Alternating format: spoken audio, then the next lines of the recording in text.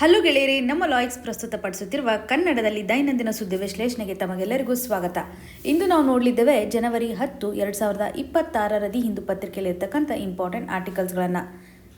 ಇವತ್ತಿನ ಒಂದು ಚರ್ಚೆಗೆ ಮುಂಚೆ ಇರುವಂತಹ ಅನೌನ್ಸ್ಮೆಂಟ್ ಅಂದರೆ UPSC ಪ್ರಿಪ್ರೇಷನ್ ಹಂತದಲ್ಲಿ ನಿಮಗೋಸ್ಕರ ಅಂತಲೇ ಒಂದು ಫೌಂಡೇಶನ್ ಕೋರ್ಸನ್ನು ತರಲಿದ್ದಾರೆ. ಈ ಒಂದು ಫೌಂಡೇಶನ್ ಕೋರ್ಸ್ 10 ಮಂತ್ ಇರುತ್ತೆ. ಇದಕ್ಕೆ ಸಂಬಂಧಪಟ್ಟಂಥ ಒಂದು ಸ್ಕಾಲರ್ಶಿಪ್ ಟೆಸ್ಟನ್ನು ಸಹ ಕಂಡಕ್ಟ್ ಮಾಡಲಿದ್ದಾರೆ.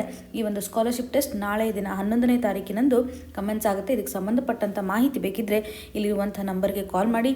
ಈ ವರ್ಷ ಪ್ರಿಲಿಮಿನರಿ ಎಕ್ಸಾಮಿನೇಷನ್ ಅಪಿಯರ್ ಆಗ್ತಕ್ಕಂಥ ವಿದ್ಯಾರ್ಥಿಗಳಿಗಂತಲೇ RRP ಮಾಡ್ಯೂಲನ್ನು ಡಿಸೈನ್ ಮಾಡಿದ್ದಾರೆ. ಈ ಒಂದು RRP ಮಾಡ್ಯೂಲ್ ನಡಿನಲ್ಲಿ ಸ್ಕಾಲರ್ಶಿಪ್ ಟೆಸ್ಟನ್ನು ಕಂಡಕ್ಟ್ ಮಾಡ್ತಾ ಇದ್ದಾರೆ. ಇದಕ್ಕೆ ಸಂಬಂಧಪಟ್ಟಂತೆ ಟೆಸ್ಟು ನಿಮಗೆ ಜನವರಿ 13ನೇ ತಾರೀಕಿನಂದು ಇರುತ್ತೆ. ಏನೇ ಮಾಹಿತಿ ಬೇಕಿದ್ರೂ ಇಲ್ಲಿ ಕೊಟ್ಟುವಂಥ ನಂಬರ್ಗೆ ಕಾಲ್ ಮಾಡಿ ಹೆಚ್ಚಿನ ಮಾಹಿತಿಯನ್ನು ಪಡೆದುಕೊಳ್ಬೋದು. ಅಥವಾ ನಿಮಗೆ ಡೈರೆಕ್ಟಾಗಿ ರಿಜಿಸ್ಟ್ರೇಷನ್ ಮಾಡಬೇಕು ಅನ್ನುವಂಥ ಇಚ್ಛೆ ಇದ್ದರೆ ಇಲ್ಲಿ QR ಕೋಡನ್ನು ಸಹ ಮೆನ್ಷನ್ ಮಾಡಿದರೆ ಸ್ಕ್ಯಾನ್ ಮಾಡೋದ್ರ ಮುಖಾಂತರ ರಿಜಿಸ್ಟ್ರೇಷನನ್ನು ಮಾಡ್ಕೋಬೋದಾಗಿದೆ. ಇವತ್ತಿನ ಮೊದಲನೇ ಆರ್ಟಿಕಲ್ ಯಾವ ರೀತಿ ಆಗಿದೆ? ಡಿ-ಡಾಲರೈಜೇಷನ್ ಫಿಯರ್. ಈ ಒಂದು ಇಶ್ಯೂ ನಮಗೆ GS ಪೇಪರ್ 2 ಅಂತ ಬಂದಾಗ ಇಂಟರ್ನ್ಯಾಷನಲ್ ರಿಲೇಷನ್ಗೆ ಸಂಬಂಧಪಟ್ಟಂತೆ ಪ್ರಸ್ತುತವಾಗಿ ಒಂದು ಟ್ರೇಡ್ ವಾರ್ ನಡೀತಾ ಇದೆ. ಅದರಲ್ಲಿ ಒಂದು ಡಾಲರ್ನ ಇಂಪಾರ್ಟೆನ್ಸ್ ಯಾವ ರೀತಿ ಆಗಿದೆ? ಡಿ-ಡಾಲರೈಜೇಷನ್ ಕಾಂಟೆಕ್ಸ್ನ ಆಧಾರದ ಮೇಲೆ ಇವಾಗ ಡೊನಾಲ್ಡ್ ಟ್ರಂಪ್ ಅವರು ರಿಯಾಕ್ಷನರಿ ಪಾಲಿಸಿಯನ್ನು ತೋರಿಸ್ತಾ ಇದ್ದಾರೆ ಅಂತಲೇ ಗಮನ ಹರಿಸ್ಬೋದಲ್ವಾ. ಸೊ ಇಲ್ಲಿ ನೀವು ಅರ್ಥ ಮಾಡ್ಕೊಳ್ಳಿ ಪ್ರಸ್ತುತವಾಗಿ ಯಾವ ರೀತಿಯಂಥ ಸ್ಥಿತಿಗತಿಗಳಿದ್ದಾವೆ. ಡೊನಾಲ್ಡ್ ಟ್ರಂಪ್ ಅವರು ಕಂಟ್ರಿಗಳ ಮೇಲೆ ಟ್ಯಾರಿಫನ್ನು ವಿಧಿಸ್ತಾ ಇದ್ದಾರೆ ಅಂತಲೇ ಹೇಳ್ಬೋದು. ಅಪ್ ಟು 500% ಟ್ಯಾರಿಫನ್ನು ಹಾಕ್ತಕ್ಕಂಥ ಸಾಧ್ಯತೆಗಳು ಇರುತ್ತೆ ಅಂತಲೇ ನಾವು ನೋಡ್ತಾ ಇದ್ದೀವಿ. ಸೊ ಈ ಒಂದು ಹಂತದಲ್ಲಿ ಡಾಲರ್ನ ಇಂಪಾರ್ಟೆನ್ಸ್ ಇವಾಗ ಕಡಿಮೆ ಆಗ್ತಾ ಬರ್ತಾ ಇದೆ. ಇದಕ್ಕೆ ಕಾರಣಗಳು ಯಾವ ರೀತಿ ಆಗಿರ್ಬೋದು? ಸೊ ಇಲ್ಲಿ ನೋಡಿ, ಡಿ-ಡಾಲರೈಜೇಷನ್ ಅಂತಂದರೆ ಡಾಲರ್ನ ಇಂಪಾರ್ಟೆನ್ಸ್ ಏನಾಗ್ತಾ ಇದೆ, ಇಲ್ಲಿ ಕಡಿಮೆ ಆಗ್ತಾ ಇದೆ ಅಂತಲೇ ನಾವು ತಿಳಿದುಕೊಳ್ಬೇಕು. ಸೊ ಇದರಿಂದಾಗಿ US ಒಂದು ಟ್ರೆಜರಿ ಮೇಲೆ ಇಂಪ್ಯಾಕ್ಟ್ ಆಗುತ್ತೆ ಅಲ್ವಾ. ಗ್ಲೋಬಲ್ ಲೆವೆಲಲ್ಲಿ ಡಾಮಿನೆಂಟ್ ಕರೆನ್ಸಿ ಅಂತಂದ್ರೇ ಡಾಲರ್ ಅಂತ ಅನಿಸ್ಕೊಳ್ಳುತ್ತೆ. ಇವಾಗ ಸಾಕಷ್ಟು ಕಂಟ್ರಿಗಳು ಟ್ರೇಡ್ ಮಾಡುವಂತಹ ನಿಟ್ಟಿನಲ್ಲಿ ತಮ್ಮ ಒಂದು ಡೊಮೆಸ್ಟಿಕ್ ಕರೆನ್ಸಿಯನ್ನು ಯೂಸ್ ಮಾಡ್ತಾ ಇದ್ದಾರೆ. When it comes to the oil ಟ್ರೇಡೇ ಒಂದು ರಾಷ್ಟ್ರಕ್ಕೆ ಸಾಕಷ್ಟು ಒಂದು ಇಂಪ್ಯಾಕ್ಟನ್ನು ಕ್ರಿಯೇಟ್ ಮಾಡುತ್ತೆ. ವೈ? ಬಿಕಾಸ್ ಪ್ರತಿ ರಾಷ್ಟ್ರಗಳು ಸಹ ಎನರ್ಜಿ ಸೆಕ್ಯೂರಿಟಿಗೆ ಸಂಬಂಧಪಟ್ಟಂತೆ ಏನಾದರೂ ಒಂದು ಸೊಲ್ಯೂಷನ್ಸನ್ನು ಫೈಂಡ್ ಔಟ್ ಮಾಡಲೇಬೇಕಾ? ಆಯಿಲನ್ನು ಡೆಫಿನೆಟ್ಲಿ ಇಂಪೋರ್ಟ್ ಮಾಡ್ಕೊಳ್ಳುತ್ತೆ. ಮ್ಯಾಕ್ಸಿಮಮ್ ಆಯಿಲನ್ನು ಇಂಪೋರ್ಟ್ ಮಾಡ್ಕೊಳ್ತಕ್ಕಂಥ ಸಂದರ್ಭದಲ್ಲಿ ಅವರು ಡಾಲರ್ನ ಇವಾಗ ಯೂಸ್ ಮಾಡಲಿಕ್ಕೆ ಮುಂದಾಗ್ತಾ ಇಲ್ಲ. ಇವಾಗ ಕಂಟ್ರಿಯ ಒಂದು ಟ್ರೇಡ್ ಅಂತ ಬಂದಾಗ ಮ್ಯಾಕ್ಸಿಮಮ್ ಕಾಂಟ್ರಿಬ್ಯೂಟರೇ ಈ ಒಂದು ಆಯಿಲ್ ಟ್ರೇಡ್ ಅಂತಲೇ ಗಮನ ಹರಿಸ್ಬೋದು. ಈ ಒಂದು ಹಂತದಲ್ಲಿ ಡಾಲರ್ ರಿಲೇಟೆಡ್ ಇರುವಂತೆ ಆಸ್ಪೆಕ್ಟು ಕಡಿಮೆ ಆಗ್ತಾ ಇದೆ. ವರ್ಲ್ಡ್ ವೈಡ್ ನಡಿನಲ್ಲಿ ಡಾಲರ್ ರಿಲೇಟೆಡ್ ಇರುವಂಥ ಆಸ್ಪೆಕ್ಟ್ ಚೇಂಜ್ ಆಗ್ತಾಯಿದೆ. ಇವಾಗ ನೋಡಿ, ಚೈನಾ ಅಂತಲೇ ನಾವು ತೆಗೆದುಕೊಂಡಿರುವಂಥ ಸಂದರ್ಭದಲ್ಲಿ ಚೈನಾ ಏನು ಮಾಡ್ತಾ ಇದೆ ಅಂದರೆ ತನ್ನ ಒಂದು ಲೋಕಲ್ ಕರೆನ್ಸಿ ಆಧಾರದ ಮೇಲೆ ಈ ಒಂದು ಎನರ್ಜಿಗೆ ಸಂಬಂಧಪಟ್ಟಂತೆ ಅಥವಾ ಟ್ರೇಡ್ ಆಸ್ಪೆಕ್ಟ್ನಲ್ಲಿ ಬಳಕೆ ಮಾಡ್ಕೊಳ್ತಾ ಇರೋದನ್ನು ನೋಡ್ತಾ ಇದ್ದೀವಿ. ಸೊ ಅವರ ಒಂದು ಕರೆನ್ಸಿಯನ್ನು ಅವರು ಹೆಚ್ಚು ಪುಷ್ ಮಾಡ್ತಾ ಇರೋದನ್ನು ನೋಡ್ತಾ ಇದ್ದೀವಿ. ಯಾನ್ ಅಂತಕ್ಕಂಥ ಕರೆನ್ಸಿಯನ್ನು ಪುಷ್ ಮಾಡ್ತಾ ಇದ್ದಾರೆ. ಈವನ್ ಭಾರತದ ಒಂದು ಕಂಟೆಕ್ಸ್ಟನ್ನು ನಾವು ತೆಗೆದುಕೊಂಡಾಗ ಭಾರತನೂ ಸಹ ಇವಾಗ ರಷ್ಯಾದೊಂದಿಗೆ ಆಯಿಲ್ ರಿಲೇಟೆಡ್ ಇರುವಂಥ ಟ್ರೇಡ್ ಮಾಡ್ತಾ ಇದೆ ಅಲ್ಲ. ಸೊ ಇದರಲ್ಲಿ ರುಪಿಯನ್ನು ನಾವು ಬಳಕೆ ಮಾಡ್ಕೋಬೋದಲ್ವಾ. ರುಪಿ ಮತ್ತು ರುಬೆಲನ್ನು ಜಾಸ್ತಿ ಯೂಸ್ ಮಾಡ್ಕೋಬೋದು ಅನ್ನುವಂಥ ನಿಟ್ಟಿನಲ್ಲಿ ಕರೆನ್ಸೀಸ್ಗಳನ್ನು ಎಕ್ಸ್ಚೇಂಜ್ ಮಾಡಬೇಕು ಅಂದರೆ ಡೊಮೆಸ್ಟಿಕ್ ಕರೆನ್ಸೀಸನ್ನು ಒಂದು ಬೈಲ್ಯಾಟ್ರಲ್ ಟ್ರೇಡ್ ನಡೆಯಲ್ಲಿ ಯುಟಿಲೈಸ್ ಮಾಡ್ಕೋಬೋದು ಅನ್ನುವಂಥ ನಿಟ್ಟಿನಲ್ಲಿ ಮುಂದಾಗ್ತಾ ಇದೆ. ಅಂದರೆ ಆಲ್ಟರ್ನೇಟಿವ್ ಆಗಿ ಯೂಸೇಜನ್ನು ಮಾಡ್ತಾ ಇದ್ದಾರೆ ಡೊಮೆಸ್ಟಿಕ್ ಕರೆನ್ಸೀಸನ್ನು ಅಂತ ಗಮನ ಹರಿಸ್ಬೋದು.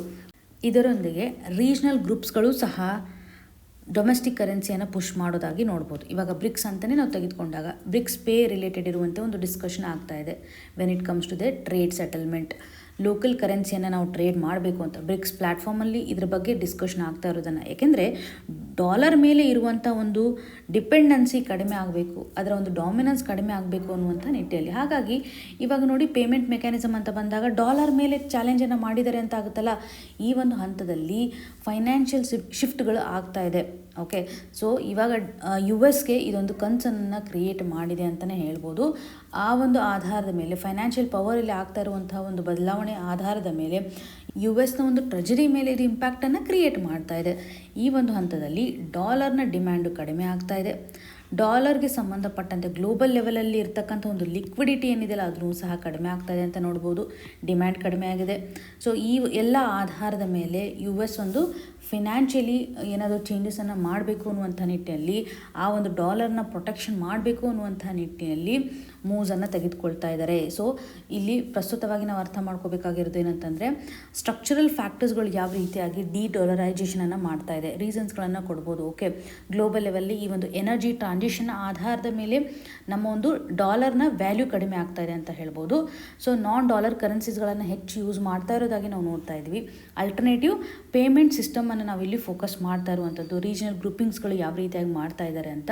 ಸೊ ಈ ಒಂದು ಆಸ್ಪೆಕ್ಟನ್ನು ಅಡ್ರೆಸ್ ಮಾಡೋದಕ್ಕೋಸ್ಕರ ಅಂತಲೇ US ಸ್ಯಾಂಕ್ಷನನ್ನು ಹಾಕ್ತಾ ಇದೆ. ಫೈನಾನ್ಷಿಯಲ್ ಆಸ್ಪೆಕ್ಟ್ ಅಂತ ಬಂದಾಗ ಅವರ ಒಂದು ಟ್ರೆಜರಿಗೆ ಯಾವುದೇ ರೀತಿಯಾದ ಧಕ್ಕೆ ಆಗಬಾರ್ದು. ಡಾಲರು ಇವಾಗ ತನ್ನ ಒಂದು ಡಾಮಿನೆನ್ಸನ್ನು ಗ್ಲೋಬಲ್ ಲೆವೆಲಲ್ಲಿ ಇಟ್ಕೊಳ್ಳೇಬೇಕು ಅನ್ನುವಂಥ ನಿಟ್ಟಿನಲ್ಲಿ ಸ್ಟೆಪ್ಸನ್ನು ತೆಗೆದುಕೊಂಡಿದ್ದಾರೆ ಅಂತ ನಾವಿಲ್ಲಿ ಗಮನ ಹರಿಸಬೇಕಾಗತ್ತೆ. ಜನರಲಿ GS ಪೇಪರ್ 2 ಅಂತ ಬಂದಾಗ ಇಂಟರ್ನ್ಯಾಷನಲ್ ರಿಲೇಷನ್ ಆಸ್ಪೆಕ್ಟ್ ಅಂತ ಬಂದಾಗ ಕರೆನ್ಸಿ ಪವರ್ನ ಆಧಾರದ ಮೇಲೆ ಇವಾಗ ಗ್ಲೋಬಲ್ ಲೆವೆಲಲ್ಲಿ ಒಂದು ರಿಸರ್ವ್ ಕರೆನ್ಸೀಸ್ಗಳ ಡೈನಾಮಿಕ್ಸ್ ಯಾವ ರೀತಿಯಾಗಿ ನಡೀತಾ ಇದೆ, ಅದರಲ್ಲೂ ಈ ಒಂದು ಎನರ್ಜಿ ಸೆಕ್ಯೂರಿಟಿ ಯಾವ ರೀತಿಯಾಗಿ ಡಾಲರ್ ಮೇಲೆ ಇಂಪ್ಯಾಕ್ಟನ್ನು ಕ್ರಿಯೇಟ್ ಮಾಡ್ತಾ ಇದೆ ಅನ್ನುವಂಥ ಆಧಾರದ ಮೇಲೆ. ಇವಾಗ ನೋಡಿ, ನಾವು ಡಾಲರನ್ನು ಯೂಸ್ ಮಾಡ್ತಾ ಇದ್ದೀವಿ when it comes to the trading oil ಅಂತ ಬಂದಾಗ ಒಂದು ರಾಷ್ಟ್ರಕ್ಕೆ ಇದು ಹೆಚ್ಚು ಮೊತ್ತವನ್ನು ತರಿಸುತ್ತೆ, ಅಂದರೆ ಜಾಸ್ತಿ ಪೇ ಮಾಡಬೇಕಾಗುವಂಥ ಸ್ಥಿತಿಗತಿಗಳು ಬರುತ್ತೆ when it comes to the exchange rate. ಅದೇ ನಾವು ಡೊಮೆಸ್ಟಿಕ್ ಕರೆನ್ಸಿಯನ್ನು ಯೂಸ್ ಮಾಡೋದ್ರ ಮುಖಾಂತರ ಆಟೋಮೆಟಿಕ್ಲಿ ನಮ್ಮ ಬಿಲ್ ಕಡಿಮೆ ಆಗುತ್ತೆ, ಕರೆಂಟ್ ಅಕೌಂಟ್ ಡೆಫಿಸಿಟು ಸಹ ಕಡಿಮೆ ಆಗುತ್ತೆ, ನಮ್ಮ ಒಂದು ಎನರ್ಜಿ ಸೆಕ್ಯೂರಿಟಿನೂ ಸಹ ಫುಲ್ಫಿಲ್ ಮಾಡ್ದಂಗೆ ಆಗುತ್ತೆ. ಈ ಒಂದು ಆಧಾರದ ಮೇಲೆ ಆಯಿಲ್ ಮಾರ್ಕೆಟ್ ಎಷ್ಟು ಮಟ್ಟಿಗೆ ಒಂದು ಡಿಡಾಲರೈಸೇಷನನ್ನು ಕ್ರಿಯೇಟ್ ಮಾಡ್ತಾ ಇದೆ, ಸ್ಟ್ರಕ್ಚರಲ್ಲಿ ಯಾವ ರೀತಿಯಾಗಿ ಚೇಂಜಸ್ ಆಗಿದೆ ಅನ್ನುವಂಥ ಆಸ್ಪೆಕ್ಟನ್ನು ನಾವಿಲ್ಲಿ ಕನೆಕ್ಟ್ ಮಾಡುವಂಥದ್ದು.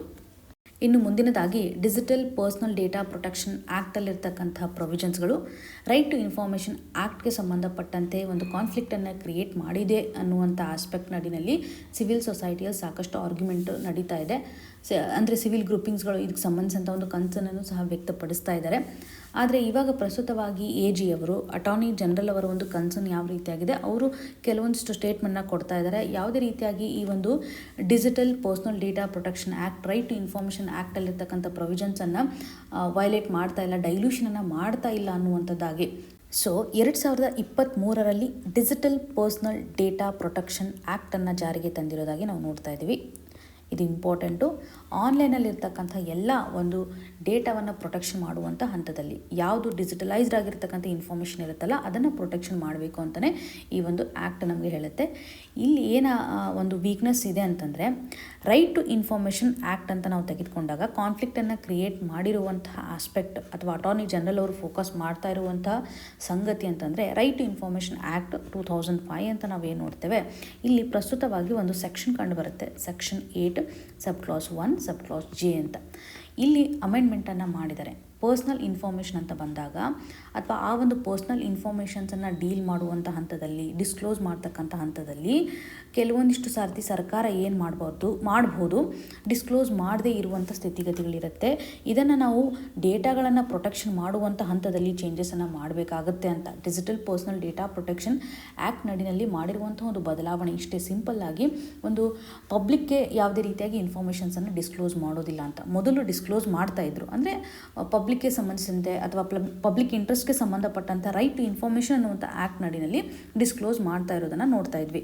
ಬಟ್ ಹೊಸದಾಗಿ ಮಾಡಿರುವಂಥ ಒಂದು ಅಮೆಂಡ್ಮೆಂಟಲ್ಲಿ ಏನು ಮಾಡ್ತಾ ಇತ್ತು ಅಂತಂದರೆ, ಒಂದು ಎಕ್ಸಂಪ್ಷನನ್ನು ಕೊಡ್ತಾ ಇದ್ದಾರೆ. ಸೊ ಎಕ್ಸಂಪ್ಷನನ್ನು ಕೊಡ್ತಾ ಇರೋದು ಅಂತ ಇಶ್ಯೂನೇ ಇವಾಗ ಏನು ಮಾಡ್ತಾ ಇದೆ, ಜನರಲ್ಲಿ ಒಂದು ಕನ್ಸರ್ನನ್ನು ವ್ಯಕ್ತಪಡಿಸ್ತಾ ಇದೆ. ಸಿವಿಲ್ ಸೊಸೈಟಿ ಆರ್ಗ್ಯುಮೆಂಟ್ ಮಾಡ್ತಾ ಇರೋದು, ಮೊದಲು ನಮಗೆ ಬೇಕಾಗಿರ್ತಕ್ಕಂಥ ಇನ್ಫಾರ್ಮೇಷನ್ಸನ್ನು ಕೊಡ್ತಾ ಇದ್ರಿ, ಇವಾಗ ಯಾಕೆ ಕೊಡ್ತಾ ಇಲ್ಲ ಅಂತ. But when it comes to the data protection, so ಇಲ್ಲಿ ಕೆಲವೊಂದಿಷ್ಟು ಎಕ್ಸಂಪ್ಷನ್ಸನ್ನು ಕೊಡ್ತಾ ಬರ್ತಾ ಇದ್ದಾರೆ ಅಂತ. ಇವಾಗ ಅಟಾರ್ನಿ ಜನರಲ್ ಅವ್ರು ಏನು ಹೇಳ್ತಾ ಇದ್ದಾರೆ, section 8 sub clause 1 sub clause J ನಡಿನಲ್ಲಿ ನಾವು ಎಕ್ಸಂಪ್ಷನ್ಸನ್ನು ಕನ್ಸಿಡರ್ ಮಾಡಿದ್ದೀವಿ. But when it comes to the section 8 sub clause 2 ನಡಿನಲ್ಲಿ ನಾವು ಲಾರ್ಜರ್ ಪಬ್ಲಿಕ್ ಇಂಟ್ರೆಸ್ಟ್ ಏನಾದರೂ ಇತ್ತಂದರೆ, ಪಬ್ಲಿಕ್ ಇಂಟ್ರೆಸ್ಟು ತುಂಬ ಜಾಸ್ತಿ ಇರುವಂಥ ಕನ್ಸರ್ನ್ ಏನಾದರೂ ಇದ್ದರೆ ಅವಾಗ ಯಾವುದೇ ರೀತಿಯಂಥ ಎಕ್ಸಂಪ್ಷನ್ಸನ್ನು ಮಾಡ್ತಾ ಇಲ್ಲ. ಆ ಒಂದು ಇನ್ಫಾರ್ಮೇಷನ್ಸನ್ನು ಎಲ್ಲರಿಗೂ ಅವೈಲೇಬಲ್ ಇರ್ತಕ್ಕಂತೆ ನಾವು ಮಾಡ್ತಾ ಇದ್ದೀವಿ ಅಂತ. ಬಿಕಾಸ್ ಲಾರ್ಜರ್ ಪಬ್ಲಿಕ್ ಇಂಟ್ರೆಸ್ಟ್ ಇಲ್ಲಿ ತುಂಬ ಇಂಪಾರ್ಟೆಂಟ್ ಆಗುತ್ತೆ. ಪಬ್ಲಿಕ್ ಇಂಟ್ರೆಸ್ಟ್ನ ಆಧಾರದ ಮೇಲೆ ಇನ್ಫಾರ್ಮೇಷನ್ ಅವೈಲೇಬಲ್ ಇರುವಂತೆ ನಾವು ಮಾಡ್ತಾ ಇದ್ದೀವಿ. ಸೆಕ್ಷನ್ 8 ಸಬ್ ಕ್ಲಾಸ್ 2ನಲ್ಲಿರುವಂಥ ಒಂದು ಪ್ರೊವಿಷನ್ಸನ್ನು ಇಲ್ಲಿ ಎತ್ತಿ ಹಿಡಿತಾ ಇದ್ದಾರೆ. ಸೊ ಇದರಿಂದ ನಮ್ಗೆ ಗೊತ್ತಾಗುತ್ತೆ ಯಾವುದೇ ರೀತಿಯಾಗಿ ರೈಟ್ ಟು ಇನ್ಫಾರ್ಮೇಷನ್ ಅಡಿಯಲ್ಲಿ ಡೈಲ್ಯೂಷನ್ ಆಗ್ತಾ ಇಲ್ಲ ಅಂತ. ಬಿಕಾಸ್ ಇಲ್ಲಿ ನೋಡಿ, ಇನ್ಫಾರ್ಮೇಷನ್ಸನ್ನು ಪ್ರೊಟೆಕ್ಟ್ ಮಾಡೋದು ಸಹ ಸರ್ಕಾರದ ಒಂದು ಡ್ಯೂಟಿ ಆಗಿರುತ್ತೆ. ಅದೇ ರೀತಿಯಾಗಿ ಪಬ್ಲಿಕ್ನ ಒಂದು ಇಂಟ್ರೆಸ್ಟನ್ನು ಸಹ ಎನ್ಶೋರ್ ಮಾಡಬೇಕಾಗುತ್ತೆ ಅಲ್ವಾ. ರೈಟ್ ಟು ಇನ್ಫಾರ್ಮೇಷನ್ ಏನಿದೆಯಲ್ಲ, ಕಾನ್ಸ್ಟಿಟ್ಯೂಷನಲ್ಲಿ ಒಂದು ಪ್ರೈವಸಿ ರೈಟ್ಸ್ಗೆ ಸಂಬಂಧಪಟ್ಟಂತೆ ಅಲೈನ್ ಮಾಡೋದು ಸಹ ಇಂಪಾರ್ಟೆಂಟ್ ಆಗುತ್ತೆ. ಕೆಲವೊಂದಿಷ್ಟು ಸರ್ತಿ ಪ್ರೈವಸಿಗೆ ಸಂಬಂಧಪಟ್ಟಂತೆಯೂ ಸಹ ಪ್ರೊಟೆಕ್ಷನ್ ಮಾಡೋದು ಇಂಪಾರ್ಟೆಂಟ್ ಆಗುತ್ತೆ ಅಂತ ಸರ್ಕಾರದ ಒಂದು ಪೊಸಿಷನನ್ನು ನಾವಿಲ್ಲಿ ಗಮನ ಹರಿಸ್ತಾ ಇದ್ದೀವಿ. ಸೊ ಸಾಕಷ್ಟು ಕನ್ಸರ್ನ್ಸ್ಗಳು ಇವಾಗ ಕ್ರಿಯೇಟ್ ಆಗಿದೆ ಈ ಒಂದು ಇಶ್ಯೂಗೆ ಸಂಬಂಧಪಟ್ಟಂತೆ ನಾವು ನೋಡ್ಬೋದು. ಇವಾಗ ಅಟಾರ್ನಿ ಜನರಲ್ ಅವರು ಹೇಳ್ತಾ ಇರೋದು, ಸೊ ನಿಮಗೆ ಇಲ್ಲಿ ಸಿಂಪಲ್ ಆಗಿ ಕೇಳ್ಬೋದು, ರೈಟ್ ಟು ಇನ್ಫಾರ್ಮೇಷನ್ ಇರತಕ್ಕಂಥ ಆ್ಯಕ್ಟ್ನ ಆಧಾರದ ಮೇಲೆ ನಿಮಗೆ ಕ್ವಶನ್ಸನ್ನು ಫ್ರೇಮ್ ಮಾಡ್ಬೋದು. 2023ರಲ್ಲಿ ಡಿಜಿಟಲ್ ಪರ್ಸನಲ್ ಡೇಟಾ ಪ್ರೊಟೆಕ್ಷನ್ನ ತೊಗೊಂಬಂದಿದ್ದಾರಲ್ಲ, ಇದರ ಒಂದು ಇಂಪಾರ್ಟೆನ್ಸ್ ಯಾವ ರೀತಿಯಾಗಿದೆ ಅಂತ ಇಲ್ಲಿ ನೀವು ಅರ್ಥ ಮಾಡ್ಕೊಳ್ಳಿ. ನಾನ್ ಡಿಜಿಟಲ್ ಡೇಟಾ ಇರುತ್ತಲ್ಲ, ಅದಕ್ಕೆ ಸಂಬಂಧಪಟ್ಟಂತೆ ಯಾವುದೇ ಅಪ್ಲಿಕೇಬಿಲಿಟಿಯನ್ನು ನಾವು ನೋಡ್ತಾ ಇಲ್ಲ. ಡಿಜಿಟಲ್ ಫಾರ್ಮ್ ಆಗಿರುತ್ತಲ್ಲ, ಎಲ್ಲ ಇನ್ಫಾರ್ಮೇಷನ್ಸ್ಗಳು ಆನ್ಲೈನಲ್ಲಿ ಕಲೆಕ್ಟ್ ಆಗಿರುವಂಥ ಡೇಟಾ ಇರುತ್ತಲ್ಲ, ಅದಕ್ಕೆ ಸಂಬಂಧಪಟ್ಟಂಥ ಒಂದು ಪ್ರೈವಸಿಯನ್ನು ನಾವಿಲ್ಲಿ ಗಮನಿಸ್ತಾ ಇದ್ದೀವಿ. ಸೊ ಇಲ್ಲಿ ಪರ್ಸನಲ್ ಡೇಟಾವನ್ನು ಪ್ರೊಟೆಕ್ಟ್ ಮಾಡಬೇಕು ಅನ್ನುವಂಥ ನಿಟ್ಟಿನಲ್ಲಿ ಇಂಪಾರ್ಟೆಂಟ್ಲಿ ಪುಟ್ಟಸ್ವಾಮಿ ಕೇಸ್ ನಮ್ಗೆ ಹೇಳುತ್ತಲ್ಲ, ಆ ಒಂದು ಪುಟ್ಟಸ್ವಾಮಿ ಕೇಸ್ ಆರ್ಟಿಕಲ್ 21ಗೆ ಸಂಬಂಧಪಟ್ಟಂತೆ ಇಯರನ್ನು ಮೆನ್ಷನ್ ಮಾಡಿ ಕಮೆಂಟ್ ಸೆಕ್ಷನಲ್ಲಿ ಪುಟ್ಟಸ್ವಾಮಿ ಕೇಸ್ಗೆ ಸಂಬಂಧಪಟ್ಟಂಥ ಇಯರ್ ಯಾವುದಿದೆ ಅಂತ. ಸೊ ಇಲ್ಲಿ ನೋಡಿ, ಪುಟ್ಟಸ್ವಾಮಿ ಕೇಸ್ ಆದಮೇಲೆ ಪ್ರೈವಸಿಗೆ ಸಂಬಂಧಿಸಿದಂಥ ಕ್ವಶನ್ಸ್ಗಳು ತುಂಬ ಎಕ್ಸಾಮಿನೇಷನಲ್ಲಿ ಬರುತ್ತೆ. ಸೊ ಇಲ್ಲಿ ನೀವು ಅಬ್ಸರ್ವ್ ಮಾಡ್ಬೋದು, ವೆರಿ ಸಿಂಪಲ್ ಕ್ವಶನ್ಸನ್ನು ಫಂಡಮೆಂಟಲ್ ರೈಟ್ಸ್ಗೆ ಸಂಬಂಧಪಟ್ಟಂತೆ ಕೇಳ್ತಾರೆ. ಆರ್ಟಿಕಲ್ 21 ರಿಲೇಟೆಡ್ ಇರುವಂಥ ನಂಬರ್ ಆಫ್ ಕ್ವಶನ್ಸ್ಗಳನ್ನು ನಾವು ಗಮನಿಸ್ಬೋದು. Whenever there is a question of privacy ಅಂತ ಬಂದಾಗ, ಅಥವಾ ಡಿಗ್ನಿಟಿ ಅಂತ ಬಂದಾಗ, ಲೈಫ್ ರಿಲೇಟೆಡ್ ಇರತಕ್ಕಂಥ ಒಂದು ಬ್ರಾಡರ್ ಆಸ್ಪೆಕ್ಟನ್ನು, ಬ್ರಾಡರ್ ಸ್ಕೋಪನ್ನು ತೋರಿಸ್ತಕ್ಕಂಥದ್ದು ಆರ್ಟಿಕಲ್ 21. ಸೊ ಇಂಪಾರ್ಟೆಂಟ್ಲಿ ಇಂಥ ಸಿಂಪಲ್ ಕ್ವಶನ್ಸ್ಗಳನ್ನು ನಾವು ಎಕ್ಸಾಮಿನೇಷನ್ ಮಿಸ್ ಮಾಡಲೇಬಾರದು. ಸೊ ಇಲ್ಲಿ ಏನಿದೆ, ಒಂದು ಡೇಟಾ ಪ್ರೊಟೆಕ್ಷನ್ ಅಂತ ಬಂದಾಗ ಸ್ಟೇಟ್ನ ಇನ್ವಾಲ್ವ್ಮೆಂಟ್ ಯಾವ ರೀತಿಯಾಗಿದೆ ಅಂತ ಈ ಒಂದು ಲಾನ ಮುಖಾಂತರ ನಾವು ಕನೆಕ್ಟ್ ಮಾಡ್ಬೋದಲ್ವಾ. ಸೊ ಇಲ್ಲಿ ಕನ್ಸೆಂಟ್ನ ಒಂದು ಪ್ರೊವಿಷನು ಸಹ ಇರುತ್ತೆ. ಫಾರ್ ಎಕ್ಸಾಂಪಲ್, ಇವಾಗ ಒಂದು ಸ್ಪೆಸಿಫಿಕ್ ಪರ್ಸನ್ ಏನು ಮಾಡ್ಬೋದು, ನನ್ನ ಒಂದು ಡೇಟಾವನ್ನು ಎಕ್ಸೆಸ್ ಮಾಡಬಹುದು ಅಂತ ಕನ್ಸೆಂಟನ್ನು ಕೊಡ್ತಕ್ಕಂಥ ಒಂದು ಫ್ರೇಮ್ವರ್ಕನ್ನು ಸಹ ನಾವಿಲ್ಲಿ ಕಾಣ್ತಾ ಇದ್ದೀವಿ. ಈ ಒಂದು ಕನ್ಸೆಂಟನ್ನು ವಿತ್ಡ್ರಾ ಮಾಡತಕ್ಕಂಥ ಒಂದು ಫೆಸಿಲಿಟಿಯನ್ನು ಸಹ ನಾವಿಲ್ಲಿ ಕನ್ಸಿಡರ್ ಮಾಡ್ಬೋದು. ಆದರೆ ಕೆಲವೊಂದಿಷ್ಟು ಸಂದರ್ಭದಲ್ಲಿ, ಫಾರ್ ಎಕ್ಸಾಂಪಲ್, ಇವಾಗ ಸ್ಟೇಟ್ ಏನೋ ಫಂಕ್ಷನ್ ಮಾಡ್ತಾ ಇದೆ ಅಂತಂದಾಗ ಆ ಒಂದು ಕನ್ಸೆಂಟ್ನ ಅವಶ್ಯಕತೆ ಇರದೇ ಇರುವಂಥ ಸಾಧ್ಯತೆ ಇರುತ್ತೆ. ಮೆಡಿಕಲ್ ಎಮರ್ಜೆನ್ಸಿ ಆಗಿರ್ಬೋದು, ಡಿಸಾಸ್ಟರ್ ಮ್ಯಾನೇಜ್ಮೆಂಟ್ ಆಗಿರ್ಬೋದು, ಎಂಪ್ಲಾಯ್ಮೆಂಟ್ ರಿಲೇಟೆಡ್ ಇರತಕ್ಕಂಥ ಪರ್ಪಸ್ನ ಆಧಾರದ ಮೇಲೆ ಒಂದು ಕನ್ಸೆಂಟ್ನ ರಿಕ್ವೈರ್ ಇಲ್ಲ ಅಂತಲೇ ನಾವಿಲ್ಲಿ ಗಮನಿಸ್ಬೋದು. ಸೊ ಈ ಒಂದು ಇಶ್ಯೂಗೆ ಸಂಬಂಧಪಟ್ಟಂತೆ ಸರ್ಕಾರದ ಸ್ಟ್ಯಾಂಡ್ ಯಾವ ರೀತಿಯಾಗಿದೆ ಅಂತ ನಾವಿಲ್ಲಿ ಕನೆಕ್ಟ್ ಮಾಡ್ಬೋದು. ಇನ್ನು ಮುಂದಿನದಾಗಿ, Meloni rules out US military move on Greenland urges NATO Arctic presence. ಈ ಒಂದು ಇಶ್ಯೂ ನಮಗೆ GS ಪೇಪರ್ 2 ಅಂತ ಬಂದಾಗ ಇಂಟರ್ನ್ಯಾಷನಲ್ ರಿಲೇಷನ್ಗೆ ಸಂಬಂಧಪಟ್ಟಂತೆ ಗ್ಲೋಬಲ್ ಜಿಯೋ ಪೊಲಿಟಿಕ್ಸ್ನ ಆಧಾರದ ಮೇಲೆ ಇಲ್ಲಿ ನೋಡಿ, ಟ್ರಂಪ್ ಅವರು ತೆಗೆದುಕೊಳ್ತಾ ಇರುವಂಥ ಒಂದು ಆ್ಯಕ್ಷನ್ ಏನಿದೆ ಅಲ್ಲ, ಅವರ ಒಂದು ಇಂಟೆನ್ಷನ್ಸನ್ನು ನಾವು ನೋಡ್ಬೋದು. ಅಥವಾ ಇವಾಗ US ತನ್ನ ಒಂದು ಪವರನ್ನು ಕಂಟಿನ್ಯೂಷನ್ ಮಾಡಬೇಕು ಅಂತ ಯಾವ ರೀತಿಯಾಗಿ ಮಿಸ್ಯೂಸ್ ಮಾಡ್ಕೊಳ್ತಾ ಬರ್ತಾ ಇದೆ ಅಂತ. ಇವಾಗ ಅವರ ಒಂದು ಗಮನ ಗ್ರೀನ್ಲ್ಯಾಂಡ್ನಲ್ಲಿದೆ.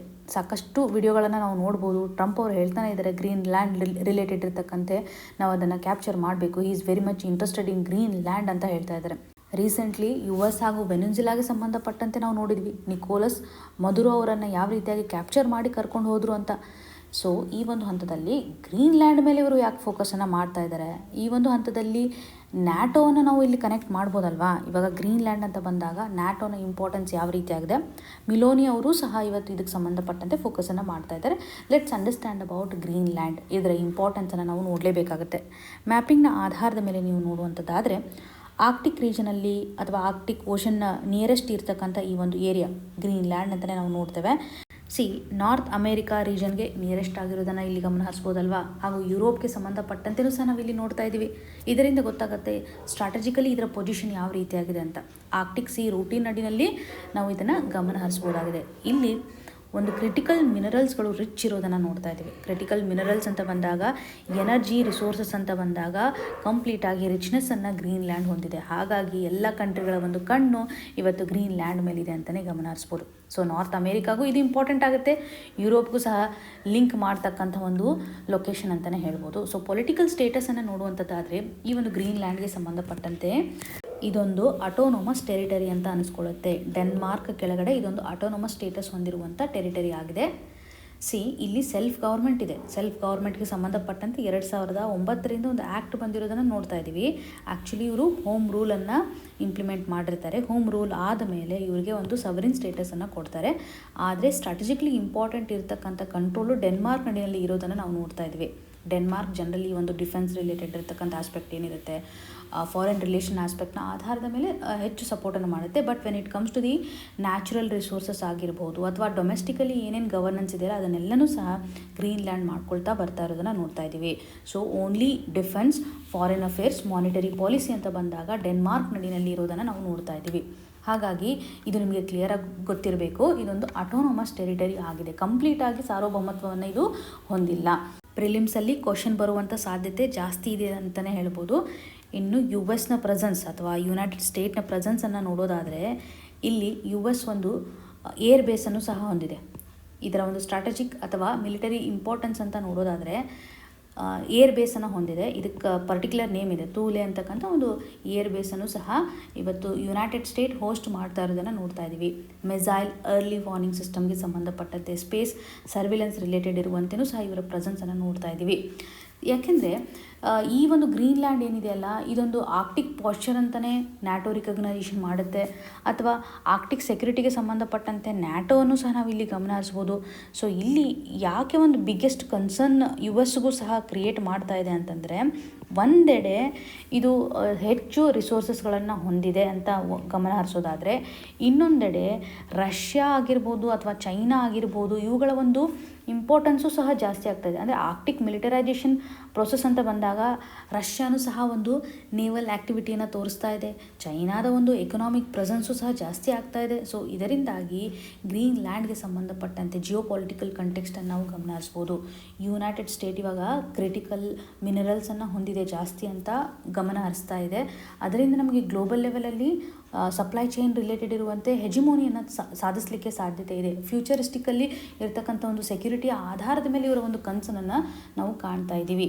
ಈ ಒಂದು ಹಂತದಲ್ಲಿ ಆರ್ಟಿಕ್ ರೀಜನಲ್ಲಿ ಕಂಟ್ರೋಲ್ ಮಾಡಲಿಕ್ಕೆ ಬರ್ತಾ ಇದೆ. ಕ್ರಿಟಿಕಲ್ ಮಿನರಲ್ಸ್ಗಳು ತುಂಬ ಇಂಪಾರ್ಟೆಂಟ್, ನಿಮಗೆಲ್ಲ ಗೊತ್ತಿರೋ ಪ್ರಕಾರ ರೇರ್ ಅರ್ತ್ ಮೆಟಲ್ಸ್ ಆಗಿರ್ಬೋದು, ಯುರೇನಿಯಂ ಆಗಿರ್ಬೋದು, ಜಿಂಕ್, ಗ್ರಾಫೈಟ್, ಈ ರೀತಿಯಂಥ ಮೆಟಲ್ಸ್ಗಳು ಇಲ್ಲಿ ಆರಾಮ್ಸೆ ಸಿಕ್ಬಿಡುತ್ತೆ. ಗ್ರೀನ್ ಲ್ಯಾಂಡಲ್ಲಿ ಸಾಕಷ್ಟು ಡೆಪಾಸಿಟ್ಸ್ಗಳಿದ್ದಾವೆ. ಹಾಗಾಗಿ ಎಲೆಕ್ಟ್ರಿಕ್ ವೆಹಿಕಲ್ಸ್ ಕಂಟೆಕ್ಸ್ಟ್ ಆಗಿರ್ಬೋದು, ವಿಂಡ್ ರಿಲೇಟೆಡ್ ಇರತಕ್ಕಂಥ, ಡಿಫೆನ್ಸ್ ರಿಲೇಟೆಡ್ ಇರತಕ್ಕಂಥ ಆರಾಮ್ಸೆ ನಾವು ಯುಟಿಲೈಸ್ ಮಾಡ್ಕೋಬೋದು. ಗ್ರೀನ್ ಲ್ಯಾಂಡ್ ಒಂದು ಇಂಪಾರ್ಟೆನ್ಸನ್ನು ನಾವು ನೋಡ್ತಾ ಇದ್ದೀವಿ ಅಂತ. ಹಾಗಿದ್ರೆ ಯು ಎಸ್ ಏನೇ ಮಾಡಿದ್ರೂ ಸಹ ಇವತ್ತು ಗ್ರೀನ್ ಲ್ಯಾಂಡ್ ರೆಸ್ಪಾನ್ಸ್ ಮಾಡಬಾರ್ದು ಅಥವಾ ಡೆನ್ಮಾರ್ಕ್ ಸೈಲೆಂಟಾಗಿ ಇರಬೇಕಾ ಅನ್ನುವಂಥ ಕ್ವಶನ್ಗೆ ಉತ್ತರವನ್ನು ಕೊಡ್ತಾ ಇರೋವಂಥದ್ದಂದರೆ ನ್ಯಾಟೋ ಇವಾಗ ಪಿಕ್ಚರಿಗೆ ಬರುತ್ತೆ. ಮಿಲಿಟರಿ ಪೊಲಿಟಿಕಲ್ ಅಲಯನ್ಸ್ ಅಂತಲೇ ಹೇಳ್ತೇವೆ. ನಾರ್ತ್ ಅಟ್ಲಾಂಟಿಕ್ ಟ್ರೀಟಿ ಆರ್ಗನೈಜೇಷನ್ ಇದು ಇಂಪಾರ್ಟೆಂಟು. 1949 ಫಾರ್ಮ್ ಮಾಡಲಾಗಿದೆ. ಓಕೆ, ಒಂದು ಟ್ರೀಟಿಯ ಮುಖಾಂತರ ನಾರ್ತ್ ಅಟ್ಲಾಂಟಿಕ್ ಟ್ರೀಟಿ ಅಥವಾ ವಾಷಿಂಗ್ಟನ್ ಟ್ರೀಟಿ ಅಂದರೂ ಒಂದೇ, ನಾರ್ತ್ ಅಟ್ಲಾಂಟಿಕ್ಗೆ ಸಂಬಂಧಪಟ್ಟಂಥ ಒಂದು ಟ್ರೀಟಿ ಅಂದರೂ ಒಂದೇ. ಅಂದರೆ ನಾರ್ತ್ ಅಟ್ಲಾಂಟಿಕ್ ಟ್ರೀಟಿ ಅಂತ ನೇಮನ್ನು ಕೊಟ್ಟಿದ್ದಾರೆ. ಇದೊಂದು ಕಲೆಕ್ಟಿವ್ ಡಿಫೆನ್ಸಿವ್ ಪ್ರಿನ್ಸಿಪಲ್ನ ಆಧಾರದ ಮೇಲೆ ವರ್ಕ್ ಆಗುತ್ತೆ. ಮೆಂಬರ್ ಕಂಟ್ರೀಸ್ಗಳಿರುತ್ತಲ್ಲ, ಟೋಟಲ್ ಆಗಿ ಒಬ್ಬ ಮೆಂಬರ್ಗೆ ಏನಾದರೂ ತೊಂದರೆ ಆದರೆ ಎಲ್ಲರೂ ಸಹ ಸ್ಟ್ಯಾಂಡಪ್ ಆಗಿ ನಿಂದಿರಬೇಕು ಅನ್ನೋದೇ ಇಲ್ಲಿ ಲಾಜಿಕ್. ಸೊ ಎಲ್ಲ ಕಂಟ್ರೀಸ್ಗಳು ಏನು ಮಾಡುತ್ತೆ, ರಿಟರ್ನ್ ಅಟ್ಯಾಕ್ ಮಾಡುತ್ತೆ ಅಥವಾ ಡಿಫೆನ್ಸಿವ್ ಕಂಡೀಷನನ್ನು ಇಲ್ಲಿ ತೋರಿಸ್ಬೇಕಾಗತ್ತೆ. ಇದನ್ನು ಒಂದು ಸರ್ತಿ 2001 ಇನ್ವೋಕ್ ಮಾಡಿರೋದನ್ನು ನೋಡ್ತಾ ಇದ್ದೀವಿ. ಸೊ ಇಲ್ಲಿ ಮೆಂಬರ್ಶಿಪ್ನ ಆಧಾರದ ಮೇಲೆ ಕ್ವಶನ್ಸ್ಗಳು ಬರ್ತಾ ಇರುತ್ತೆ. ಒಟ್ಟಾರೆಯಾಗಿ 32 ಜನ ಇದ್ದಾರೆ. ರೀಸೆಂಟ್ಲಿ 2024 ಆ್ಯಡ್ ಆಗಿರುವಂತಹ ಮೆಂಬರ್ ಯಾವುದಿದೆ ಅಂತ ಕಮೆಂಟಲ್ಲಿ ನೀವು ಮೆನ್ಷನ್ ಮಾಡಬೇಕು. 2023 ಸಹ ಒಂದು ಮೆಂಬರ್ ಆ್ಯಡ್ ಆಗುತ್ತೆ. ಇಂಪಾರ್ಟೆಂಟ್ಲಿ 31 ಹಾಗೂ 32ನೇ ಮೆಂಬರ್ ಯಾವುದಿದೆ ಅನ್ನೋದನ್ನು ಕಮೆಂಟ್ ಸೆಕ್ಷನಲ್ಲಿ ಮೆನ್ಷನ್ ಮಾಡಿ. ಒಟ್ಟಾರೆಯಾಗಿ 32 ಜನ ಇರೋದನ್ನು ನಾವು ನೋಡ್ತಾ ಇದ್ದೀವಿ. ಸೊ ಪ್ರಸ್ತುತವಾಗಿರ್ತಕ್ಕಂಥ ಬಿಗ್ ಕ್ವಶನ್ ಮಾರ್ಕ್ ಅಂತಂದರೆ, ಈ ಒಂದು ನ್ಯಾಟೋ ಮೆಂಬರ್ಶಿಪ್ಪನ್ನು ಡೆನ್ಮಾರ್ಕು ಸಹ ಹೊಂದಿದೆ, ಯು ಎಸ್ನೂ ಸಹ ಹೊಂದಿದೆ. ಈ ಒಂದು ಹಂತದಲ್ಲಿ ಪ್ರಾಬ್ಲಮ್ ಯಾವ ರೀತಿಯಾಗಿ ಸಾಲ್ವ್ ಆಗುತ್ತೆ ನೋಡಿ. ಯು ಎಸ್ ಇವಾಗ ಅಟ್ಯಾಕ್ ಮಾಡ್ತಾ ಇದೆ ಇಂಡೈರೆಕ್ಟ್ಲಿ ಡೆನ್ಮಾರ್ಕ್ಗೆ ಸಂಬಂಧಪಟ್ಟಂತೆ, ಅಥವಾ ಗ್ರೀನ್ ಲ್ಯಾಂಡನ್ನು ಅಕ್ವೈರ್ ಮಾಡಬೇಕು ಅನ್ನುವಂಥ ನಿಟ್ಟಿನಲ್ಲಿ. ಇವಾಗ ಡೆನ್ಮಾರ್ಕ್ ಯಾರ ಹತ್ರ ಹೋಗಬೇಕು? ನ್ಯಾಟೋನೇ ಇವಾಗ ಅವ್ರಿಗೆ ಬಿಗ್ಗೆಸ್ಟ್ ಪವರ್. ಸೊ ಈ ಒಂದು ಹಂತದಲ್ಲಿ ಇದೊಂದು ಆನ್ ಗೋಯಿಂಗ್ ಇಶ್ಯೂ. ಯು ಎಸ್ನೂ ಸಹ ನ್ಯಾಟೋದ ಪಿಲ್ಲರ್ ಅಂತಲೇ ಅನಿಸ್ಕೊಳ್ಳುತ್ತೆ. ಈ ಒಂದು ಪ್ರಾಬ್ಲಮ್ಗೆ ಸೊಲ್ಯೂಷನ್ಸನ್ನು ಯಾವ ರೀತಿಯಾಗಿ ತರುತ್ತೆ ಈ ಒಂದು ಮಿಲಿಟರಿ ಅಲಯನ್ಸ್ ಅಂತ ನಾವು ಕಾದು ನೋಡಬೇಕಾಗುತ್ತೆ. ಮುಂದಿನ ಒಂದು ಅಪ್ಡೇಷನ್ಸಲ್ಲಿ ಅಥವಾ ಕನ್ಕ್ಲೂಷನನ್ನು ನಾವು ಕನ್ಸಿಡರ್ ಮಾಡೋಣ. ಪ್ರಸ್ತುತವಾಗಿ ನಿಮಗೆ ಕ್ಲಿಯರ್ ಆಗಿ ಏನು ಇಶ್ಯೂ ಇದೆ ಅಂತ ಗೊತ್ತಾಗಬೇಕು. ಗ್ರೀನ್ ಲ್ಯಾಂಡ್ನ ಒಂದು ಸ್ಟ್ರಾಟಜಿಕ್ ಇಂಪಾರ್ಟೆನ್ಸ್ ಯಾವ ರೀತಿಯಾಗಿದೆ ಅಂತ ನಾವು ಕನೆಕ್ಟ್ ಮಾಡೋದು ತುಂಬ ಇಂಪಾರ್ಟೆಂಟು. ಇನ್ನು ಮುಂದಿನದಾಗಿ Somaliland is no longer a diplomatic end note. ಈ ಒಂದು ಇಶ್ಯೂ ನಮಗೆ GS ಪೇಪರ್ 2 ಇಂಟರ್ನ್ಯಾಷನಲ್ ರಿಲೇಷನ್ಗೆ ಸಂಬಂಧಪಟ್ಟಂತೆ, ಅದರಲ್ಲೂ ಇವಾಗ ರೀಸೆಂಟ್ಲಿ ಸೋಮಾಲಿ ಲ್ಯಾಂಡ್ ರಿಲೇಟೆಡ್ ಇರುವಂತೆ ಇಸ್ರೇಲ್ ಒಂದು ಸ್ಟೇಟ್ಮೆಂಟನ್ನು ಕೊಟ್ಟಿರುವಂಥದ್ದಾಗಲಿ, ಸೋಮಾಲಿ ಲ್ಯಾಂಡನ್ನು ರಿಕಗ್ನೈಸ್ ಮಾಡಿದ್ದಾರೆ, ಇಂಡಿಪೆಂಡೆಂಟ್ ಸೆವರಿನ್ ಸ್ಟೇಟ್ ಅನ್ನುವಂಥದ್ದಾಗಿ ಇಸ್ರೇಲ್ನ ಒಂದು ರಿಕಗ್ನೈಸೇಷನ್ನ ಆಧಾರದ ಮೇಲೆ ಇಲ್ಲಿ ಚೈನಾದ ಒಂದು ಇನ್ಫ್ಲೂಯೆನ್ಸನ್ನು ಕನೆಕ್ಟ್ ಮಾಡಬೇಕಾಗುತ್ತೆ. ಚೈನಾ ಯಾವ ರೀತಿಯಾಗಿ ಸೊಮಾಲಿ ಲ್ಯಾಂಡ್ಗೆ ಸಂಬಂಧಿಸಿದಂತೆ ಪರ್ಸ್ಪೆಕ್ಟಿವನ್ನು ಹೊಂದಿದೆ ಅಂತ. ಸೊಮಾಲಿಯಾದ ಒಂದು ಸ್ಟ್ರಾಟಜಿಕ್ ಲೊಕೇಶನನ್ನು ಅಬ್ಸರ್ವ್ ಮಾಡಿದ್ದೆ ಆದರೆ ಎಕ್ಸಾಮಿನೇಷನಲ್ಲಿ ಆಲ್ರೆಡಿ ಇದ್ರ ಬಗ್ಗೆ ಕೇಳಿದ್ದಾರೆ. ಹಾರ್ನ್ ಆಫ್ ಆಫ್ರಿಕಾದಲ್ಲಿ ಯಾವ್ಯಾವ ಕಂಟ್ರಿಗಳನ್ನು ನಾವು ಕಾಣ್ತೇವೆ, ಇದರ ಒಂದು ಇಂಪಾರ್ಟೆನ್ಸ್ ಆಗಿರ್ಬೋದು. ಜನರಲಿ ಸೋಮಾಲಿಯಾ ರಿಲೇಟೆಡ್ ಇರುವಂಥ ಕ್ವಶನ್ಸ್ಗಳು ಆಲ್ರೆಡಿ ಫ್ರೇಮ್ ಆಗಿದೆ. ಸೊ ಇಸ್ರೇಲ್ ಇವಾಗ ಒಂದು ರಿಕಗ್ನೇಷನ್ ಕೊಡ್ತಾ ಇದೆ. ರೀಸೆಂಟಾಗಿ ಅನೌನ್ಸ್ ಮಾಡಿದೆ, ಡಿಸೆಂಬರ್ 2025 ಅನೌನ್ಸ್ ಮಾಡೋದನ್ನು ನೋಡ್ತಾ ಇದ್ದೀವಿ. ಹಾಗಾಗಿ ಒಂದು ಸರ್ತಿ ಇದನ್ನು ನೋಡೋಣ. ಇಲ್ಲಿ ಒಂದು ಹಾರ್ನ್ ಶೇಪ್ ಫಾರ್ಮ್ ಆಗಿರೋದನ್ನು ನೋಡ್ತಾ ಇದ್ವಿ. ಆಫ್ರಿಕಾದಲ್ಲಿರ್ತಕ್ಕಂಥ ಈ ಒಂದು ರೀಜನ್ ಹಾರ್ನ್ ಶೇಪನ್ನು ತೋರಿಸುತ್ತಲ್ಲ, ಇಲ್ಲಿ ಒಟ್ಟಾರೆಯಾಗಿ 4 ಕಂಟ್ರಿಗಳಿರೋದನ್ನು ನೋಡ್ತಾ ಇದ್ದೀವಿ. ಸೋಮಾಲಿಯಾ ಆಗಿದೆ, ಇಥಿಯೋಪಿಯಾ ಆಗಿರ್ಬೋದು, ಡಿಜಿಬೌತಿ ಹಾಗೂ ಎರಿಟ್ರಿಯಾ. ಈ 4 ಕಂಟ್ರಿಗಳ ಎಲ್ಲ ಸೇರೋದ್ರ ಮುಖಾಂತರ ಒಂದು ಹಾರ್ನ್ ಶೇಪನ್ನು ಫಾರ್ಮ್ ಮಾಡ್ತಾ ಇದೆ. ಹಾಗಾಗಿ ಹಾರ್ನ್ ಆಫ್ ಆಫ್ರಿಕಾ ಅಂತ ಗಮನಿಸ್ಬೋದು.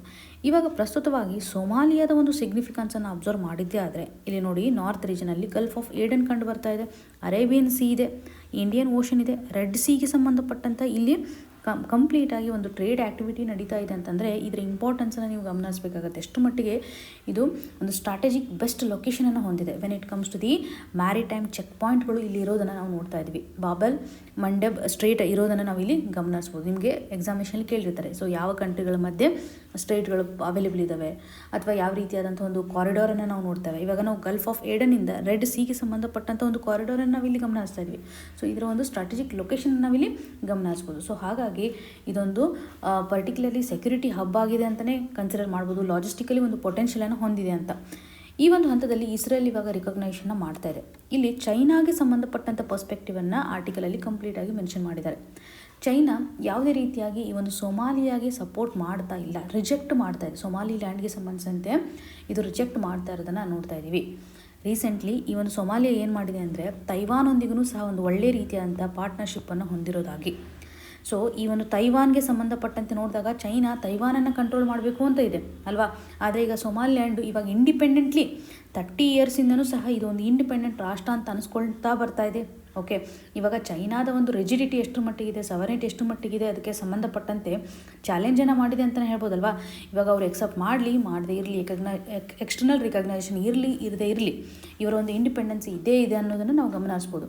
ಬಿಕಾಸ್ ತೈವಾನ್ನ ಒಂದು ಫ್ಯಾಕ್ಟರ್ ಅಂತಲೇ ನಾವು ನೋಡಿದಾಗ 2020ರಲ್ಲಿ ಸೊಮಾಲಿಲ್ಯಾಂಡ್ ಏನಿದೆಯಲ್ಲ ತೈವಾನೊಂದಿಗೆ ಒಂದು ಟೈಯನ್ನು ಮಾಡಲಿಕ್ಕೆ ಆಫಿಷಿಯಲಿ ಒಂದು ರಿಕಗ್ನೈಷನ್ನ ಕೊಡ್ತಾ ಇದೆ. ಇವಾಗ 2 ಆಫ್ರಿಕನ್ ಎಂಟಿಟೀಸ್ಗಳು ತೈವಾನ್ಗೆ ಸಪೋರ್ಟ್ ಮಾಡಿರುವಂಥ ಹಂತದಲ್ಲಿ ಸೊಮಾಲಿಲ್ಯಾಂಡು ಸಹ ಒಂದಾಗಿದೆ. ಸೊ ಇವಾಗ ತೈವಾನಿಯರ ಒಂದು ಪ್ರೆಸೆನ್ಸನ್ನು ಕ್ಯಾಪಿಟಲ್ ನಡಿನಲ್ಲಿ ಗಮನಿಸ್ಬೋದು. ಸೊ ಇಲ್ಲಿ ನೀವು ಪರ್ಟಿಕ್ಯುಲರ್ಲಿ ಸೊಮಾಲಿಲ್ಯಾಂಡ್ನ ಒಂದು ಕ್ಯಾಪಿಟಲನ್ನು ಅಬ್ಸರ್ವ್ ಮಾಡಿದ್ದೇ ಆದರೆ ಹರ್ಜೇಸಿಯಾ ಅಂತ ಇದೆಯಲ್ಲ, ಸೊ ಈ ಒಂದು ಹರ್ಜೇಸಿಯಾ ಅಂತಕ್ಕಂಥ ಕ್ಯಾಪಿಟಲ್ನಲ್ಲಿ ತೈವಾನ್ನ ಒಂದು ಪ್ರೆಸೆನ್ಸನ್ನು ನೋಡ್ತಾ ಇದ್ದೀವಿ. ಸೊ ಇಲ್ಲಿ ಟೆಕ್ನಿಕಲ್ ಸಪೋರ್ಟ್ಗೆ ಸಂಬಂಧಪಟ್ಟಂತೆ ಮೆಡಿಕಲ್ ಅಥವಾ ಎಕನಾಮಿಕ್ ಕೋಆಪರೇಷನ್ 2 ಕಂಟ್ರಿಗಳ ಮಧ್ಯೆ ನಡೀತಾ ಇರೋದನ್ನು ಗಮನಿಸ್ಬೋದು. ಸೊ ಇಲ್ಲಿ ಇಸ್ರೇಲ್ ರಿಕಗ್ನೈಸೇಷನ್ ಮಾಡಿದೆ. ಸೊ ಇದರ ಹಂತದಲ್ಲಿ ತೈವಾನ್ ರಿಲೇಟೆಡ್ ಇರುವಂಥ ಒಂದು ಆಸ್ಪೆಕ್ಟನ್ನು ಸಹ ನಾವು ಗಮನಿಸ್ಬೋದು. ಹಾಗೂ ಸೆಕ್ಯೂರಿಟಿ ಕನ್ಸರ್ನ್ನ ಆಧಾರದ ಮೇಲೆ ಇವಾಗ ಬಾಬೆಲ್ ಮಂಡಬ್ ಸ್ಟ್ರೇಟ್ ಅಂತ ನಾವು ಇಲ್ಲೇನು ಗಮನಿಸ್ತಾ ಇದ್ದೀವಿ, ಇದರ ಒಂದು ಸ್ಟ್ರಾಟಜಿಕ್ ಲೊಕೇಶನ್ ಅಥವಾ ಇದನ್ನು ಜಗ್ಯುಲರ್ ವೇನ್ ಅಂತಲೇ ಕರೀತಾರೆ when it comes to the global trade. So ನಮ್ಮ ದೇಹದಲ್ಲಿ ಜಗ್ಯುಲರ್ ವೇನ್ ಯಾವ ರೀತಿಯಾಗಿ ವರ್ಕ್ ಆಗುತ್ತೆ, ಕಂಪ್ಲೀಟಾಗಿ ಒಂದು ಹೆಡ್ಡಿಂದ ಫೇಸ್ಗೆ ಬ್ಲಡ್ಡನ್ನು ಸಪ್ಲೈ ಮಾಡೋದ್ರಲ್ಲಿ, ಅದೇ ರೀತಿಯಾಗಿ ಗ್ಲೋಬಲ್ ಟ್ರೇಡ್ ನಡಿನಲ್ಲಿ ಬಾಬೆಲ್ ಮಂಡಬ್ ಸ್ಟ್ರೇಟ್ನ ಒಂದು ಇಂಪಾರ್ಟೆನ್ಸನ್ನು ನಾವು ಗಮನಿಸ್ಬೋದು. ಸೊ ಇಲ್ಲಿ ಚೈನಾದ ಒಂದು ಮಿಲಿಟರಿ ಬೇಸ್ ಗಮನ ಹರಿಸುವಂಥದ್ದೇ ಆದರೆ ಡಿಜಿಬೌಟಿನಲ್ಲಿ ಇರೋದನ್ನು ನೋಡ್ತಾ ಇದ್ವಿ. ಚೈನಾದ ಒಂದು ಪ್ರೆಸೆನ್ಸ್ ಡೆಫಿನೆಟ್ಲಿ ಈ ಒಂದು ರೀಜನಲ್ಲಿ ಇರಲೇಬೇಕಲ್ವಾ. When it comes to the global trade ಇದರ ಒಂದು ಇಂಪಾರ್ಟೆನ್ಸ್ ಜಾಸ್ತಿ ಇದೆ. ಸೊ ಹಾಗಾಗಿ ನಾವು ಪ್ರಸ್ತುತವಾಗಿ ನೋಡುವಂಥದ್ದಾದರೆ ಡಿಜಿಬೌಟಿ ನಡಿನಲ್ಲಿ ಚೈನಾದ ಒಂದು ಪ್ರೆಸೆನ್ಸನ್ನು ಕಾಣ್ತಾ ಇದ್ದೀವಿ. ಸೀನ್ಸ್ ಫ್ರಮ್ 2017ಇಂದ ಇವರ ಒಂದು ಪ್ರೆಸೆನ್ಸನ್ನು ಇಲ್ಲಿ ಗಮನಿಸ್ಬೋದು. ಇವಾಗ ಚೈನಾದ ಒಂದು ಮಿಲಿಟರಿ ಬೇಸ್ ಇಲ್ಲಿ ಅವೈಲೇಬಲ್ ಇದೆ ಅಂತ ನೋಡ್ತಾ ಇದ್ದೀವಿ. ಫಾರ್ ದ ಫಸ್ಟ್ ಟೈಮ್ ಚೈನಾದ ಮಿಲಿಟರಿ ಬೇಸ್ ಇಲ್ಲಿ ಸ್ಟಾರ್ಟ್ ಆಗಿದೆ. ಇವಾಗ ರೈವಲರಿ ಆಗಿ ಇರ್ತಕ್ಕಂಥ ಒಂದು ಪ್ರೆಸೆನ್ಸ್ ಅಂತಂದರೆ ಇಸ್ರೇಲ್ ಇದೆ, UAE ಇದೆ ಅನ್ನುವಂಥದ್ದನ್ನು ಗಮನಿಸ್ಬೋದು, US ಇದೆ. ಸೊ ಇವರ ಒಂದು ಲಾಜಿಸ್ಟಿಕ್ ಹಬ್ಬನ್ನು ಸಹ ನಾವಿಲ್ಲಿ ನೋಡ್ತಾ ಇದ್ವಿ. ಡಿಜಿಬೌಟಿ ಒಂದು ನಿಯರ್ ಇರೋದನ್ನು ಗಮನ ಹರಿಸ್ತಾ ಇದ್ದೀವಿ. ಇದಕ್ಕೆ ಚೈನಾಗೆ ಸಂಬಂಧಿಸಿದಂಥ ಫಿಯರನ್ನು ಸಹ ನಾವು ಗಮನಿಸ್ಬೋದು.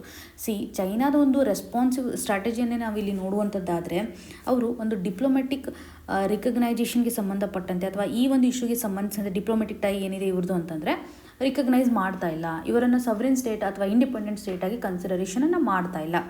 ಇದರಿಂದ ಯುನೈಟೆಡ್ ನೇಷನ್ ಸೆಕ್ಯೂರಿಟಿ ಕೌನ್ಸಿಲಲ್ಲಿ ಚೈನಾದ ಒಂದು ಸ್ಥಿತಿಗತಿಗಳು ಯಾವ ರೀತಿಯಾಗಿರುತ್ತೆ, ಇವರ ಒಂದು ಪ್ರೆಸೆನ್ಸ್ ಯಾವ ರೀತಿಯಾಗಿ ಕ್ವಶನ್ ಮಾರ್ಕನ್ನು ಕ್ರಿಯೇಟ್ ಮಾಡುತ್ತೆ ಅಂತಲೇ ನೋಡ್ಬೋದಲ್ವಾ. ಇದರೊಂದಿಗೆ ಒಂದು ಸೊಮಾಲಿಯಾದೊಂದಿಗೆ ಇರ್ತಕ್ಕಂತಹ ಇಂಟಿಗ್ರಿಟಿ ಏನಿದೆಯಲ್ಲ ಅದು ಕ್ವಶನ್ ಮಾರ್ಕನ್ನು ಕ್ರಿಯೇಟ್ ಮಾಡುತ್ತೆ. ಇವರು ಹೇಳದೇ ಇರಲಿ ಅದು ಮತ್ತು ಸೊಮಾಲಿಯಾ ತನ್ನ ಒಂದು ಸಾರ್ವಭೌಮತ್ವವನ್ನು ಒತ್ತಿ ಹೇಳ್ದಂಗೆ ಆಗುತ್ತೆ. ಅಂದರೆ ಚೈನಾ ಇವತ್ತು ಇಲ್ಲಂದ್ರೂ ಸಹ ಮತ್ತೆ ಅಗೇನ್ ಅದು ಒತ್ತಿ ಹೇಳೋ ಥರನೇ ಇರುತ್ತೆ ಅನ್ನೋದರ ಆಗಿ ನಾವು ಗಮನ ಹರಿಸ್ಬೋದು. ಸೊ ನೆಗ್ಲೆಕ್ಟ್ ಮಾಡಿದ್ರೂ ಆಗದೆ ಇರತಕ್ಕಂಥ ಒಂದು ಸ್ಥಿತಿಗತಿಗಳಿದ್ದಾವೆ ಅಂತ. ಇವಾಗ ನೋಡಿ, ಒಂದು ಎಕನಾಮಿಕ್ ಪ್ರೆಷರ್ ಅಂತ ಬಂದಾಗ ಅಥವಾ ಪೊಲಿಟಿಕಲ್ ಲಾಬಿಯಿಂಗ್ ಅಂತ ಬಂದಾಗ ಒಂದು ರಾಷ್ಟ್ರದ ಸ್ಟೇಟಸ್ ಅಥವಾ ಐಡಿಯಾಲಜೀಸ್ಗಳು ಡೆಫಿನೆಟ್ಲಿ ರಿಫ್ಲೆಕ್ಟ್ ಆಗುತ್ತೆ ಅಲ್ವಾ. ಸೊ ಇವರು ಸೊಮಾಲಿಯಾದ ಮೇಲೆ ಪ್ರೆಷರ್ನ ಹಾಕಲಿಕ್ಕೆ ಆಗೋದಿಲ್ಲ, ಪೊಲಿಟಿಕಲ್ ಲಾಬಿಯಿಂಗ್ ಮಾಡಲಿಕ್ಕೆ ಅಲ್ವಾ, ಯಾವುದೇ ರೀತಿಯಾಗಿ ಅವರು ಪೊಲಿಟಿಕಲ್ ಇನ್ಫ್ಲುಯೆನ್ಸ್ ಮಾಡಲಿಕ್ಕೆ ಆಗದೇ ಇರುವಂಥ ಸ್ಥಿತಿಗತಿಗಳಿರುತ್ತೆ. ಸೊ ಈ ಒಂದು ಹಂತದಲ್ಲಿ ನಾವು ಯಾವುದೇ ಒಂದು ರಾಷ್ಟ್ರದ ಚೈನಾದೊಂದಿಗೆ ಟೈಯನ್ನು ಮಾಡ್ಕೋಬೋದು ಹೊರತಾಗಿ ಯಾವುದೇ ರೀತಿಯಂಥ ಪೊಲಿಟಿಕಲ್ ಪ್ರೆಷರನ್ನು ಹಾಕಬಾರ್ದು. ಇದು ಆ ರಾಷ್ಟ್ರದ ಇಮೇಜನ್ನೇ ಕ್ರಿಯೇಟ್ ಮಾಡುತ್ತೆ ಅಂತಲೇ ಹೇಳ್ಬೋದು. ಸೊ ಇಲ್ಲಿ ಒಂದು ಸ್ಟ್ರಾಟಜಿಕ್ ಕನ್ಸ್ಟ್ರೈನ್ ಇದೆ. ಸೊಮಾಲಿಯಾ ಅಂತ ಬಂದಾಗ ಇದನ್ನು ಸಪೋರ್ಟ್ ಮಾಡ್ತಾ ಇರ್ತಕ್ಕಂಥವ್ರು ಯಾರಪ್ಪ? ಇಸ್ರೇಲ್ ಇವಾಗ ಮಾಡ್ತಾ ಇದೆ ಅಲ್ವಾ? ಇಸ್ರೇಲ್ ಇವಾಗ ಮಾಡ್ತಾ ಇರೋದನ್ನು ನೋಡ್ತಾ ಇದ್ದೀವಿ. ಆದರೆ ಚೈನಾ ಇವತ್ತು ಇಸ್ರೇಲ್ಗೆ ಸಪೋರ್ಟ್ ಮಾಡಲಿಕ್ಕೆ ಆಗೋದಿಲ್ಲ. ಕಾರಣ ಇದು ಪ್ಯಾಲೆಸ್ತೀನ್ಗೆ ಸಾಕಷ್ಟು ಸಪೋರ್ಟನ್ನು ಮಾಡುತ್ತೆ. ಬಿಕಾಸ್ ಚೈನಾ ಇವತ್ತು ಪ್ರೋ ಪ್ಯಾಲೆಸ್ತೀನ್ ಸ್ಟ್ಯಾಂಡ್ಸನ್ನು ತೆಗೆದುಕೊಳ್ತಾ ಇರುತ್ತೆ. ಹಾಗಾಗಿ ಇಸ್ರೇಲ್ ತೆಗೆದುಕೊಂಡಿರುವಂಥ ಆ್ಯಕ್ಷನನ್ನು ಇಸ್ರೇಲ್ ಇವತ್ತು ಸೊಮಾಲಿಯಾವನ್ನು ರಿಕಗ್ನೈಸ್ ಮಾಡಿದೆ ಅಂತಂದರೆ ಇದು ಇಸ್ರೇಲ್ಗೆ ಸಪೋರ್ಟ್ ಮಾಡೋಕ್ಕೆ ಆಗೋದಿಲ್ಲ. ಸೊ ಅದರ ಒಂದು ಡೈಮೆನ್ಷನ್ನು ಸಹ ನಾವು ನೋಡಬೇಕಲ್ವಾ? ಇವಾಗ ಜಿಯೋ ಪೊಲಿಟಿಕಲ್ ಕಾಂಪ್ಲಿಕೇಶನ್ಸ್ ಬರುತ್ತೆ ಡೆಫಿನೆಟ್ಲಿ. ವೆಸ್ಟ್ ಏಷ್ಯನ್ ಪೊಲಿಟಿಕ್ಸ್ ಅಂತ ಬಂದಾಗ ಚೈನಾದ ಇನ್ಫ್ಲುಯೆನ್ಸ್ ಡೆಫಿನೆಟ್ಲಿ ಇವಾಗ ಇದ್ದೇ ಇದೆ. ಟ್ರೇಡ್ ಆಸ್ಪೆಕ್ಟ್ ಅಂತ ಬಂದಾಗ ಅವರು ಸಾಕಷ್ಟು ಸ್ಟ್ರಾಂಗ್ ಇದ್ದಾರೆ ಸಾಕಷ್ಟು ಕಂಟ್ರಿಗಳ ಮಧ್ಯೆ. ಅದರಲ್ಲೂ ಸ್ಟ್ರಾಟಜಿಕಲ್ ಟೈಸನ್ನು ಸಹ ಹೊಂದಲಿಕ್ಕೆ ಮುಂದಾಗ್ತಾ ಇದ್ದಾರೆ. ಇಲ್ಲಿ ಒಂದು ಡಿಪ್ಲೊಮ್ಯಾಸಿ ಯಾವ ರೀತಿಯಾಗಿ ಕ್ರಿಯೇಟ್ ಆಗಿದೆ, ಡಿಪ್ಲೊಮ್ಯಾಟಿಕಲಿ ಒಂದು ಐಸೋಲೇಷನ್ ಆಗುತ್ತಾ when it comes to the Somaliland ಅಂತ ಆಥರ್ ಅವರು ಕ್ವಶನ್ ಮಾರ್ಕ್ ಹಾಕ್ತಾ ಇದ್ದಾರೆ. ಸೊ ಗ್ರ್ಯಾಜುವಲಿ ಇವಾಗ ಸೊಮಾಲಿಯಾವನ್ನು ಎಲ್ಲ ಕಂಟ್ರೀಸ್ಗಳು ರಿಕಗ್ನೈಸ್ ಮಾಡ್ತಾ ಇದೆ. ಸೊ ಪ್ರಸ್ತುತವಾಗಿ ಯಾವ ರಾಷ್ಟ್ರ ರಿಕಗ್ನೈಸ್ ಮಾಡಿದೆ ಅಂತ ನಿಮಗೆ ಪ್ರಿಲಿಮ್ಸಲ್ಲಿ ಕ್ವಶನ್ ಕೇಳುವಂತಹ ಒಂದು ಸಾಧ್ಯತೆ ಇರುತ್ತೆ. When it comes to the mains part ಅಲ್ಲ, ಚೈನಾ ಯಾಕೆ ಒಪ್ಕೋತಾ ಇಲ್ಲ ಅನ್ನುವಂಥ ಕಂಟೆಕ್ಸ್ಟನ್ನು ನಾವು ಗಮನ ಹರಿಸೋದಾದರೆ, ಅಥವಾ ವೆಸ್ಟ್ ಏಷ್ಯಾಗೆ ಸಂಬಂಧಪಟ್ಟಂಥ ಪೊಲಿಟಿಕ್ಸ್ ನಡಿನಲ್ಲಿ ಚೈನಾದ ಒಂದು ಪಾತ್ರ ಯಾವ ರೀತಿಯಾಗಿದೆ ಅಂತ ತಿಳಿದುಕೊಳ್ಳಿಕ್ಕೆ ಈ ಒಂದು ಇಶ್ಯೂ ನಮಗೆ ಸಹಕಾರಿಯಾಗುತ್ತೆ ಅಂತಲೇ ಹೇಳ್ಬೋದು. ಇನ್ನು ಮುಂದಿನದಾಗಿ the Phaltan case is also about victims dignity. ಈ ಒಂದು ಇಶ್ಯೂ ನಮಗೆ GS ಪೇಪರ್ 2 ಅಂತ ಬಂದಾಗ ಸೋಷಿಯಲ್ ಜಸ್ಟಿಸ್ ಆಸ್ಪೆಕ್ಟ್ ಆಗಿರ್ಬೋದು, ಅಥವಾ ಕೆಲವೊಂದಿಷ್ಟು ಲೀಗಲ್ ಪ್ರೊವಿಷನ್ಸ್ಗಳಿರುತ್ತಲ್ಲ when it comes to the protection of rights ಅಂತ ನಾವು ನೋಡ್ಬೋದು. ತುಂಬ ಇಂಪಾರ್ಟೆಂಟ್ ಜಡ್ಜ್ಮೆಂಟ್ಸ್ಗಳನ್ನು ಸಹ ನಾವಿಲ್ಲಿ ಕನೆಕ್ಟ್ ಮಾಡ್ಬೋದು. ಸೊ ಆರ್ಟಿಕಲ್ನ ಕಂಟೆಕ್ಸ್ಟ್ ಯಾವ ರೀತಿಯಾಗಿದೆ ಅಂತಂದರೆ, ರೀಸೆಂಟಲ್ಲಿ ಸತಾರಾ ಮಹಾರಾಷ್ಟ್ರ, ಅದರಲ್ಲೂ ಫಾಲ್ತನ್ ಕೇಸ್ ಅಂತ ನಾವು ಏನು ಕರಿತೀವಿ, ಇಲ್ಲಿ ಒಬ್ಬ ಡಾಕ್ಟರ್ ಹುಡುಗಿ ಏನಿದ್ದಾಳಲ್ಲ, ಯಂಗ್ ಲೇಡಿ ಸೂಸೈಡ್ ಮಾಡ್ಕೊಂಡಿರೋದನ್ನು ನಾವು ನೋಡ್ತಾ ಇದ್ವಿ. ಸೆಕ್ಷುವಲ್ ವೈಲೆನ್ಸ್ ಸರ್ವೈವರ್ ಅಂತಲೇ ಹೇಳ್ಬೋದು. ಸೊ ಇದರಿಂದ ನಮ್ಗೆ ಗೊತ್ತಾಗುತ್ತೆ ಅಲ್ಲಿರ್ತಕ್ಕಂಥ ಸೊಸೈಟಿ ಆಗಿರ್ಬೋದು ಅಥವಾ ಇನ್ಸ್ಟಿಟ್ಯೂಷನ್ ಆಗಿರ್ಬೋದು, ಆ ವಿಕ್ಟಿಮನ್ನು ನಾವು ಹೆಚ್ಚು ಸರ್ವೈವ್ ಆಗಲಿಕ್ಕೆ ದಾರಿ ತೋರಿಸೋದು ಬಿಟ್ಟು ಅವರ ಮೇಲೆ ತುಂಬ ಕ್ರಿಟಿಕಲ್ಲಾಗಿ ನಾವು ಟ್ರೀಟ್ ಮಾಡೋದ್ರ ಮುಖಾಂತರ ಅವರು ಸರ್ವೈವ್ ಆಗ್ತಿರುವಂಥ ಸ್ಥಿತಿಗತಿಗಳನ್ನು ನೋಡ್ತಾ ಇದ್ವಿ. ಇದರಿಂದ ಗೊತ್ತಾಗುತ್ತೆ ನಮ್ಮ ಸೊಸೈಟಿ ಆಗಿರ್ಬೋದು, ನಮ್ಮ ಇನ್ಸ್ಟಿಟ್ಯೂಷನ್ ಆಗಿರ್ಬೋದು ಎಷ್ಟರ ಮಟ್ಟಿಗೆ ಫೇಲ್ ಆಗ್ತಾ ಇದೆ ಅಂತ. ಸೊ ಇಲ್ಲಿ ಕ್ಯಾರೆಕ್ಟರ್ ಅಸಾಸಿನೇಷನ್ ಆಗ್ತಾ ಇರುವಂಥ ಆಸ್ಪೆಕ್ಟನ್ನು ಆಥರ್ ಅವರು ಎಂಫೋಸಿಸ್ ಮಾಡ್ತಾ ಇದ್ದಾರೆ.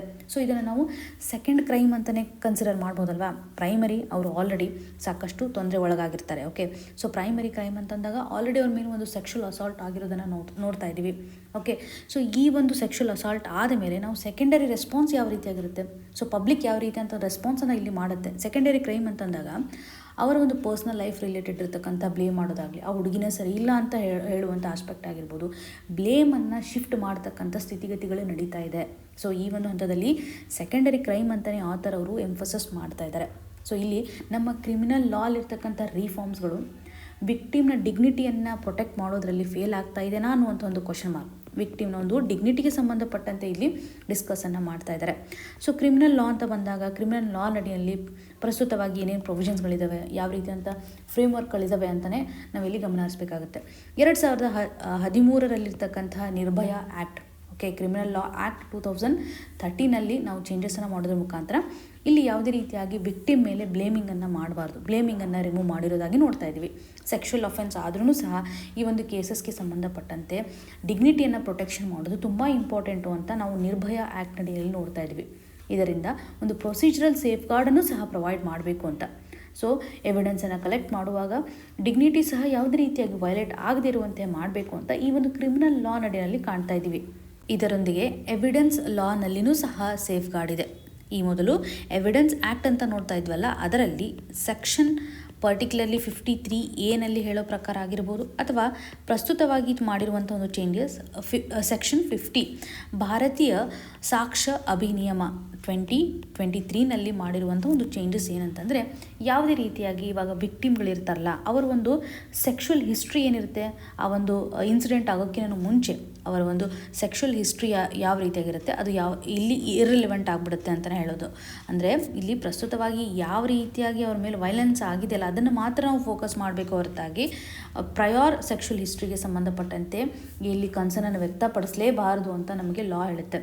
ಹಾಗೂ ಅವರ ಒಂದು ಪರ್ಸ್ನಲ್ ಲೈಫ್ಗೆ ಸಂಬಂಧಪಟ್ಟಂತೆ ಆಗಿರಬಹುದು, ಅಥವಾ ಅವರ ಒಂದು ಹ್ಯಾಬಿಟ್ಸ್ ಯಾವ ರೀತಿಯಾಗಿರುತ್ತೆ, ಅಥವಾ ಅವರ ಒಂದು ಮೆಸೇಜಸ್ ಯಾವ ರೀತಿಯಾಗಿರುತ್ತೆ, ಇವುಗಳೆಲ್ಲವನ್ನೂ ಸಹ ನಾವಿಲ್ಲಿ ಕನ್ಸಿಡರ್ ಮಾಡಲೇಬಾರ್ದು ಅಂತ ನಮಗೆ ಎವಿಡೆನ್ಸ್ ಆ್ಯಕ್ಟ್ ನಡಿನಲ್ಲಿ ಮೆನ್ಷನ್ ಮಾಡಿರೋ ಪ್ರಕಾರ ಗಮನ ಹರಿಸುವಂಥದ್ದು. ಸೊ ಇದರಲ್ಲಿ ಅಗೇನ್ ಸೆಕ್ಷನ್ 146 ಅಂತ ಓಲ್ಡ್ ಸೆಕ್ಷನ್ ತೆಗೆದುಕೊಳ್ಬೋದು. ಇವಾಗ ಪ್ರಸ್ತುತವಾಗಿ ಭಾರತೀಯ ಸಾಕ್ಷ್ಯ ಅಧಿನಿಯಮದ ನಡಿನಲ್ಲಿ ಸೆಕ್ಷನ್ 48 ಅಂತಲೇ ಹೇಳುತ್ತೆ. 2023ನ ಒಂದು ನ್ಯಾಯದಲ್ಲಿ ಬದಲಾವಣೆ ಮಾಡಿದ್ದಾರೆ. ಸೆಕ್ಷನ್ಗಳ ನೇಮ್ ಮಾತ್ರ ಬದಲಾವಣೆ ಮಾಡಿದ್ದಾರೆ. ಬಟ್ ಪ್ರಸ್ತುತವಾಗಿ ಏನಂತಂದರೆ ಒಂದು ಕ್ವಶನಿಂಗ್ ಮಾಡ್ತಿರ್ತಾರಲ್ಲ, ಅವರ ಒಂದು ಪ್ರೀವಿಯಸ್ ಸೆಕ್ಷುವಲ್ ಎಕ್ಸ್ಪೀರಿಯನ್ಸ್ಗೆ ಸಂಬಂಧಪಟ್ಟಂತೆ ಆಗಿರ್ಬೋದು, ಇವೆಲ್ಲವೂ ಸಹ ಒಂದು ಇಮ್ಮಾರಾಲಿಟಿಯನ್ನು ಕ್ರಿಯೇಟ್ ಮಾಡುತ್ತೆ. ಕ್ರಾಸ್ ಎಕ್ಸಾಮಿನೇಷನ್ ಮಾಡುವಂಥ ಸಂದರ್ಭದಲ್ಲಿ ಕೇಳಬಾರ್ದು ಅನ್ನುವಂಥ ನಿಟ್ಟಿನಲ್ಲಿ ಪ್ರೊಹಿಬಿಷನನ್ನು ಎಕ್ಸಾಕ್ಟ್ಲಿ ಹಾಕುತ್ತೆ ಈ ಒಂದು ಇಂಡಿಯನ್ ಎವಿಡೆನ್ಸ್ ಆ್ಯಕ್ಟ್ ಆಗಿರ್ಬೋದು, ಅಥವಾ ಭಾರತೀಯ ಸಾಕ್ಷ್ಯ ಅಧಿನಿಯಮದಲ್ಲಿ ಹಾಕುತ್ತೆ. ಕ್ರಾಸ್ ಎಕ್ಸಾಮಿನೇಷನ್ನ ಮಾಡುವಂಥ ಹಂತದಲ್ಲಿ ಯಾವುದೇ ರೀತಿಯಾಗಿ ಪ್ರೀವಿಯಸ್ ಸೆಕ್ಷುವಲ್ ಎಕ್ಸ್ಪೀರಿಯನ್ಸ್ಗೆ ಸಂಬಂಧಪಟ್ಟಂತೆ ಮಾಡಬಾರ್ದು ಅಂತ ನಮಗೆ ಲಾಗಳೇ ಹೇಳ್ತಾ ಇದ್ದಾವೆ. ಇದರೊಂದಿಗೆ ಕೆಲವೊಂದಿಷ್ಟು ಭಾರತೀಯ ನ್ಯಾಯ ಸಂಹಿತ ಅಂತ ನೋಡ್ತೀವಲ್ಲ, ಸೊ ಭಾರತೀಯ ನ್ಯಾಯ ಸಂಹಿತ IPC ಸೆಕ್ಷನ್ ಅಡಿನಲ್ಲೂ ಸಹ ಪ್ರಸ್ತುತವಾಗಿ ಒಂದು ಪ್ರೊಟೆಕ್ಷನನ್ನು ನಾವು ಗಮನಿಸ್ತಾ ಇದ್ವಿ. ಸೊ ಭಾರತೀಯ ನ್ಯಾಯ ಸಂಹಿತ ಅನ್ನೋದು 2023ರಲ್ಲಿ ಬಂದಿದೆ. ಈ ಮೊದಲು ನಾವು IPC ಅಂತ ಕರಿತಾ ಇದ್ವಿ. ಸೊ ಹೊಸದಾಗಿ 72 ಸೆಕ್ಷನ್ ಅಡಿನಲ್ಲಿ ನಾವು ಗಮನ ಹರಿಸುವಂಥದ್ದೇ. ಆದರೆ ಕಂಪ್ಲೀಟ್ ಆಗಿ ಅವರ ಒಂದು ಐಡೆಂಟಿಟಿಗೆ ಸಂಬಂಧಪಟ್ಟಂತೆ ಬ್ಯಾನನ್ನು ಮಾಡಿದ್ದಾರೆ. ಇದು ಇಂಪಾರ್ಟೆಂಟ್, ನಮಗೆ ವೆರಿ ವೆರಿ ಇಂಪಾರ್ಟೆಂಟ್. ಯಾವುದೇ ರೀತಿಯ ಒಬ್ಬ ವ್ಯಕ್ತಿ ಮೇಲೆ ವೈಲೆನ್ಸ್ ಆಗಿದೆ ಅಂತಂದರೆ ಅವರ ಐಡೆಂಟಿಟಿಯನ್ನು ನಾವು ತೋರಿಸೋ ಹಾಗಿಲ್ಲ. ಸೊ ಈ ಒಂದು ಐಡೆಂಟಿಟಿಗೆ ಸಂಬಂಧಪಟ್ಟಂತೆ ನಾವು ನೋಡಿದಾಗ ಕಂಪ್ಲೀಟ್ ಆಗಿ ಆ್ಯಬ್ಸಲ್ಯೂಟ್ ಆಗಿ ಅವರ ಒಂದು ಐಡೆಂಟಿಟಿಯನ್ನು ಪಬ್ಲಿಷ್ ಮಾಡೋದನ್ನು, ಅದರಲ್ಲೂ ಸೆಕ್ಷುವಲ್ ಅಸಾಲ್ಟ್ ವಿಕ್ಟಿಮ್ಗೆ ಸಂಬಂಧಪಟ್ಟಂತೆ ಪ್ರೊಹಿಬಿಟ್ ಮಾಡೋದನ್ನು ನಾವು ಇಲ್ಲಿ ನೋಡ್ತಾ ಇದ್ದೀವಿ. ಸೊ ಒಂದು ವೇಳೆ ಡೆತ್ ಆದ ಮೇಲೂ ಸಹ ಸೊ ಪ್ರೊಹಿಬಿಷನನ್ನು ಮಾಡುತ್ತೆ. ಆ ವ್ಯಕ್ತಿಗೆ ಸಂಬಂಧಪಟ್ಟಂತೆ ಡೆತ್ ಆದ್ರೂ ಸಹ ಐಡೆಂಟಿಟಿಯನ್ನು ನಾವಿಲ್ಲಿ ಡಿಸ್ಕ್ಲೋಸ್ ಮಾಡುವಂತಿಲ್ಲ. ಬಟ್ ಒಂದೊಂದು ಸರ್ತಿ ಅಥಾರಿಟಿಯ ಆಧಾರದ ಮೇಲೆ ಅಥವಾ ಏನಾದರೂ ಒಂದು ಪರ್ಮಿಷನ್ ಇದ್ದರೆ, ಅಥವಾ ಅವರ ಫ್ಯಾಮಿಲಿ ಮೆಂಬರ್ ಆಗಿರ್ಬೋದು, ಏನಾದರೂ ಒಂದು ಅವಶ್ಯಕತೆ ಇದ್ದಿರುವಂಥ ಸಂದರ್ಭದಲ್ಲಿ ವಿತ್ ಕನ್ಸೆಂಟಲ್ಲಿ ಮಾಡುವಂಥ ಸಾಧ್ಯತೆ ಇರುತ್ತೆ. ಸೊ ಇಲ್ಲಿ ಪರ್ಪಸ್ ಏನಂತಂದರೆ ಯಾವುದೇ ರೀತಿಯಾಗಿ ಪಬ್ಲಿಕ್ ಶೇಮಿಂಗ್ ಆಗಬಾರ್ದು, ಸೋಷಿಯಲ್ ಟ್ರಯಲ್ಗೆ ಸಂಬಂಧಪಟ್ಟಂತೆ ಆ ಒಂದು ವ್ಯಕ್ತಿ ಮತ್ತೆ ಖಿನ್ನತೆಗೆ ಒಳಗಾಗಬಾರ್ದು ಅನ್ನುವಂಥ ನಿಟ್ಟಿನಲ್ಲಿ ನಾವು ನೋಡ್ತಾ ಇದ್ದೀವಿ. ಸೊ ಇಲ್ಲಿ ನಮಗೆ ಕ್ಲಿಯರಾಗಿ ಗೊತ್ತಿರಬೇಕು, ಭಾರತೀಯ ನ್ಯಾಯ ಸಂಹಿತ ಆ್ಯಕ್ಟ್ ನಡಿಯಲ್ಲಿ ಯಾವುದೇ ರೀತಿಯಾಗಿ ಒಬ್ಬ ವ್ಯಕ್ತಿಯ ಐಡೆಂಟಿಟಿಯನ್ನು ಪಬ್ಲಿಷ್ ಮಾಡಬಾರ್ದು ಅಂತ. ಕ್ರಾಸ್ ಎಕ್ಸಾಮಿನೇಷನ್ ಅಂತ ಬಂದಾಗ ಎವಿಡೆನ್ಸ್ ಆ್ಯಕ್ಟ್ ನಡಿನಲ್ಲಿ ನಾವು ಇಷ್ಟೊತ್ತನ ನೋಡಿದ್ವಿ. ಸೊ ಇವೆಲ್ಲನೂ ನಮಗೆ ಇಂಪಾರ್ಟೆಂಟ್. ಈವನ್ ಕ್ರಿಮಿನಲ್ ಲಾ ನಿರ್ಭಯ ಆ್ಯಕ್ಟ್ ನಡಿನಲ್ಲೂ ಸಹ ಒಂದು ವಿಕ್ಟಿಮ್ ಬ್ಲೇಮಿಂಗ್ಗೆ ಸಂಬಂಧಪಟ್ಟಂತೆ ಎಲಿಮಿನೇಷನನ್ನು ಮಾಡುವಂಥ ಹಂತದಲ್ಲಿ ನಾವು ಲಾಗಳನ್ನು ನೋಡ್ತಾ ಇದ್ದೀವಿ. ಸೊ ಇಲ್ಲಿ ನೋಡಿ, ಪ್ರಸ್ತುತವಾಗಿ ನಾವು ಲಾನ ನೋಡಿದ್ವಿ, ಅಥವಾ ಸುಪ್ರೀಂ ಕೋರ್ಟ್ನ ಕೆಲವೊಂದಿಷ್ಟು ಡೈರೆಕ್ಟಿವ್ಸ್ಗಳನ್ನು ಸಹ ನಾವು ನೋಡ್ತಾ ಇದ್ದೀವಿ ಅಲ್ವಾ. ಸೊ ಇಲ್ಲಿ ಆಥರ್ ಅವರು ಎಂಫೋಸಿಸ್ ಮಾಡ್ತಾ ಇರುವಂಥ ಕೇಸಸ್ ಅಂತಂದರೆ state of Punjab versus Gurmit Singh case ನಡಿನಲ್ಲಿ ಒಬ್ಬ ಮಹಿಳೆ ಏನಾದರೂ ಕನ್ಸೆಂಟ್ ಮಾಡಲಿಕ್ಕೆ ಹಿಂದೇಟ್ ಆಗ್ತಾ ಇದ್ದರೆ ರೈಟ್ ಟು ರೆಫ್ಯೂಸ್ ಅನ್ನುವಂಥದ್ದನ್ನು ಸಹ ಇಲ್ಲಿ ಎಂಫೋಸಿಸ್ ಮಾಡ್ತಾ ಇದೆ. ಇರ್ರೆಸ್ಪೆಕ್ಟಿವ್ ಆಫ್ ಪಾಸ್ಟ್ ಸಿಚುವೇಶನ್ ಒಬ್ಬ ಮಹಿಳೆ ಕನ್ಸೆಂಟ್ ಮಾಡಲಿಕ್ಕೂ ಸಹ ರೆಫ್ಯೂಸ್ ಮಾಡ್ಬೋದು ಅನ್ನುವಂಥ ಆಸ್ಪೆಕ್ಟನ್ನು ನಾವಿಲ್ಲಿ ನೋಡ್ತಾ ಇದ್ದೀವಿ. ವಿಕ್ಟಿಮ್ಗೆ ಸಂಬಂಧಪಟ್ಟಂಥ ಟೆಸ್ಟಿಮನಿ ಏನಿರುತ್ತಲ್ಲ, ಅದು ಯಾವುದೇ ರೀತಿಯಾಗಿ ಜೆಂಡರ್ನ ಆಧಾರದ ಮೇಲೆ ಡೌಟ್ ಮಾಡಬಾರ್ದು ಅಂತ ಹೇಳೋದಾಗಲಿ, ಸುಪ್ರೀಂ ಕೋರ್ಟು ಸಹ 2019 ಹಾಗೂ 18ರ ಸಾಲಿನಲ್ಲಿ ಒಂದು ಗೈಡ್ಲೈನ್ಸನ್ನು ಸಹ ಈ ಒಂದು ಇಶ್ಯೂಗೆ ಸಂಬಂಧಪಟ್ಟಂತೆ ಐಡೆಂಟಿಟಿ ಡಿಸ್ಕ್ಲೋಸ್ಗೆ ಸಂಬಂಧಿಸಿದಂತೆ ಸ್ಟ್ರಿಕ್ಟಾಗಿ ಪ್ರೊಹಿಬಿಟ್ ಮಾಡಬೇಕು, ಲಾಸ್ಗಳನ್ನು ಫಾಲೋ ಮಾಡಬೇಕು ಅಂತ ಮೀಡಿಯಾಗೂ ಸಹ ಸರಿಯಾದಂಥ ಒಂದು ಇನ್ಸ್ಟ್ರಕ್ಷನ್ಸನ್ನು ಕೊಟ್ಟಿರೋದಾಗಿ ನಾವು ನೋಡ್ತಾ ಇದ್ದೀವಿ. ಕಾನ್ಫಿಡೆನ್ಷಿಯಾಲಿಟಿಯನ್ನು ಅವರು ಮೇಂಟೈನ್ ಮಾಡಲೇಬೇಕು ಅಂತ. ಸೊ ಇಲ್ಲಿ ಯಾವುದೇ ರೀತಿಯಾಗಿ ವಿಕ್ಟಿಮ್ಗೆ ಇಂಜುರಿ ಆಗಬಾರ್ದು ಅಂತ. ಪ್ರಸ್ತುತವಾಗಿರುವಂಥ ಒಂದು ಎಕ್ಸಾಂಪಲನ್ನೇ ಕನೆಕ್ಟ್ ಮಾಡುವಂಥದ್ದಾದರೆ, ಪಬ್ಲಿಕ್ ಇವಾಗ ಒಂದು ಕಮೆಂಟನ್ನು ಹಾಕ್ತಾ ಇದ್ದಾರಲ್ಲ, ಅದರ ಆಧಾರದ ಮೇಲೆ ವಿಕ್ಟಿಮ್ ಮೇಲೆ ಸಾಕಷ್ಟು ಮೆಂಟಲ್ ಪ್ರೆಷರ್ ಕ್ರಿಯೇಟ್ ಆಗ್ತಾ ಇದೆ. ಪ್ರೈವೇಟ್ ಕಮ್ಯುನಿಕೇಷನ್ಸ್ಗಳನ್ನು ಯೂಸ್ ಮಾಡ್ತಾ ಇದ್ದಾರೆ. ಇವಾಗ ಸೋಷಿಯಲ್ ವರ್ಡಿಕ್ಟ್ ಕ್ರಿಯೇಟ್ ಆಗ್ತಾ ಇದೆಯಲ್ಲ, ಸೊಸೈಟಿ ಡಿಸೈಡ್ ಮಾಡ್ತಾ ಇದೆ ಆ ವ್ಯಕ್ತಿ ಸರಿನೋ ಇಲ್ವೋ ಅನ್ನುವಂಥ ಆಧಾರದ ಮೇಲೆ. ಸೊ ಇದರಿಂದ ನಮ್ಮ ಲಾಗಳಲ್ಲಿರ್ತಕ್ಕಂಥ ಪ್ರೊವಿಷನ್ಸ್ಗಳನ್ನು ನಾವು ಬ್ರೀಚ್ ಮಾಡ್ತಾ ಇದ್ದೀವಿ. ಕಾನ್ಸ್ಟಿಟ್ಯೂಷನಲ್ ಮೊರಾಲಿಟಿಗೆ ಸಂಬಂಧಪಟ್ಟಂಥ ಒಂದು ಕ್ವಶನ್ ಮಾರ್ಕ್ ಇಲ್ಲಿ ಕ್ರಿಯೇಟ್ ಆಗ್ತಾ ಇದೆ. ಒಬ್ಬ ವ್ಯಕ್ತಿಗೆ ಸಂಬಂಧಿಸಿದಂಥ ಡಿಗ್ನಿಟಿ ಆಗಿರ್ಬೋದು, ರೈಟ್ ಆಗಿರ್ಬೋದು, ಪ್ರೈವಸಿ ಆಗಿರ್ಬೋದು, ಎಷ್ಟೊಂದು ಇಶ್ಯೂಸ್ಗಳನ್ನು ನಾವು ನೋಡ್ತಾ ಇದ್ವಿ. ಸಂವಿಧಾನದಲ್ಲಿ ಇವೆಲ್ಲವೂ ಸಹ ಪ್ರೊಟೆಕ್ಟ್ ಆಗಿದೆ ಅಲ್ವಾ. ಆದರೂ ಸಹ ನಾವು ರಿಯಾಲಿಟಿ ಅಂತ ಬಂದಾಗ ಸಾಕಷ್ಟು ವೈಲೆನ್ಸ್ ಆಗ್ತಾ ಇರೋದನ್ನು, ಅಥವಾ ಈ ಸೆಕೆಂಡರಿ ಕ್ರೈಮ್ಗೆ ಸಂಬಂಧಪಟ್ಟಂತೆ ಮೆನ್ಷನ್ ಮಾಡ್ತಾ ಇದ್ದಾರೆ ಆಥರ್ ಅವರು. ಇದಕ್ಕೆ ಸಂಬಂಧಿಸಿದಂತೆ ಒಂದು ಟ್ರೈನಿಂಗನ್ನು ನಾವು ಪ್ರೊವೈಡ್ ಮಾಡಬೇಕು, ಅಥವಾ ಸೆನ್ಸಿಟೈಸೇಷನನ್ನು ತರಬೇಕು when it comes to the police investigation ಆಗಿರ್ಬೋದು, ಅಥವಾ ಕಮಿಷನ್ಸ್ಗಳ ಒಂದು ಇನ್ವಾಲ್ವ್ಮೆಂಟ್ ಯಾವ ರೀತಿಯಾಗಿರುತ್ತೆ. ಇಲ್ಲಿ ಯಾವುದೇ ರೀತಿಯಾದಂಥ ಒಂದು ಟ್ರೋಮಾ ಕ್ರಿಯೇಟ್ ಆಗಬಾರ್ದು ಅಂತ. ವಿಕ್ಟಿಮನ್ನು ಬ್ಲೇಮ್ ಮಾಡ್ತಕ್ಕಂಥ ಒಂದು ಕಲ್ಚರ್ ಏನಿದೆಯಲ್ಲ, ಅದು ಹೋಗಬೇಕು. ಬ್ಲೇಮಿಂಗ್ ರಿಲೇಟೆಡ್ ಇರುವಂಥ ಕಲ್ಚರು ಹೋಗಬೇಕು ಅಂತ. Zero tolerance to the character assassination ಅನ್ನುವಂಥ ಆಸ್ಪೆಕ್ಟ್ ಇಲ್ಲಿ ಬರಬೇಕು, ಎಂಡ್ ಮಾಡಬೇಕು ಈ ಒಂದು ವಿಕ್ಟಿಮ್ ಬ್ಲೇಮಿಂಗ್ ಕಲ್ಚರ್ ಅಂತ ಆಥರ್ ಅವರು ಫೋಕಸ್ ಮಾಡ್ತಾ ಇದ್ದಾರೆ. ಸೊ ಇಲ್ಲಿ ಪಬ್ಲಿಕ್ ಫಂಕ್ಷನರೀಸು ತುಂಬ ಅಕೌಂಟಬಿಲಿಟಿಯನ್ನು ಎನ್ಶೋರ್ ಮಾಡಬೇಕಾಗುತ್ತೆ. ಝೀರೋ ಟಾಲರೆನ್ಸನ್ನು ತೋರಿಸ್ಬೇಕು when it comes to the character assassination ಅಂತ ನೋಡಿದ್ವಿ. ಇದಕ್ಕೆ ಸಂಬಂಧಿಸಿದಂತೆ ಇವಾಗ ಇನ್ಫ್ರಾಸ್ಟ್ರಕ್ಚರ್ ಲೆವೆಲಲ್ಲೂ ರಿಸೋರ್ಸಸ್ ಲೆವೆಲಲ್ಲೂ ಸಹ ನಾವು ಬದಲಾವಣೆಯನ್ನು ಮಾಡಬೇಕಲ್ವಾ.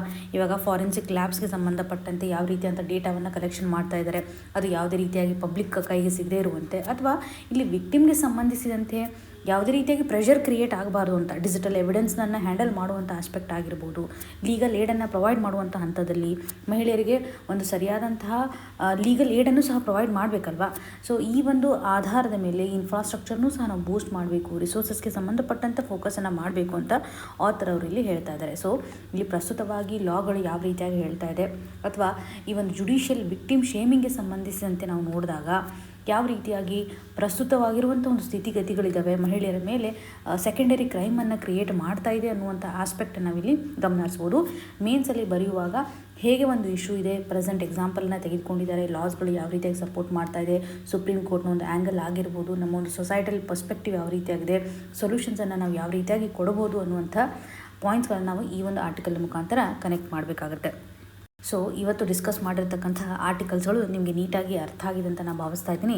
ನಿಮ್ಗೆ ಏನೇ ಕನ್ಸರ್ನ್ ಇದ್ದರೂ ಸಹ ನಮಗೆ ಕಮೆಂಟ್ನ ಮುಖಾಂತರ ತಿಳಿಸಿಕೊಡಿ ಅಂತ ಹೇಳ್ತಾ ಆಲ್ ದ ವೆರಿ ಬೆಸ್ಟ್. ಧನ್ಯವಾದಗಳು.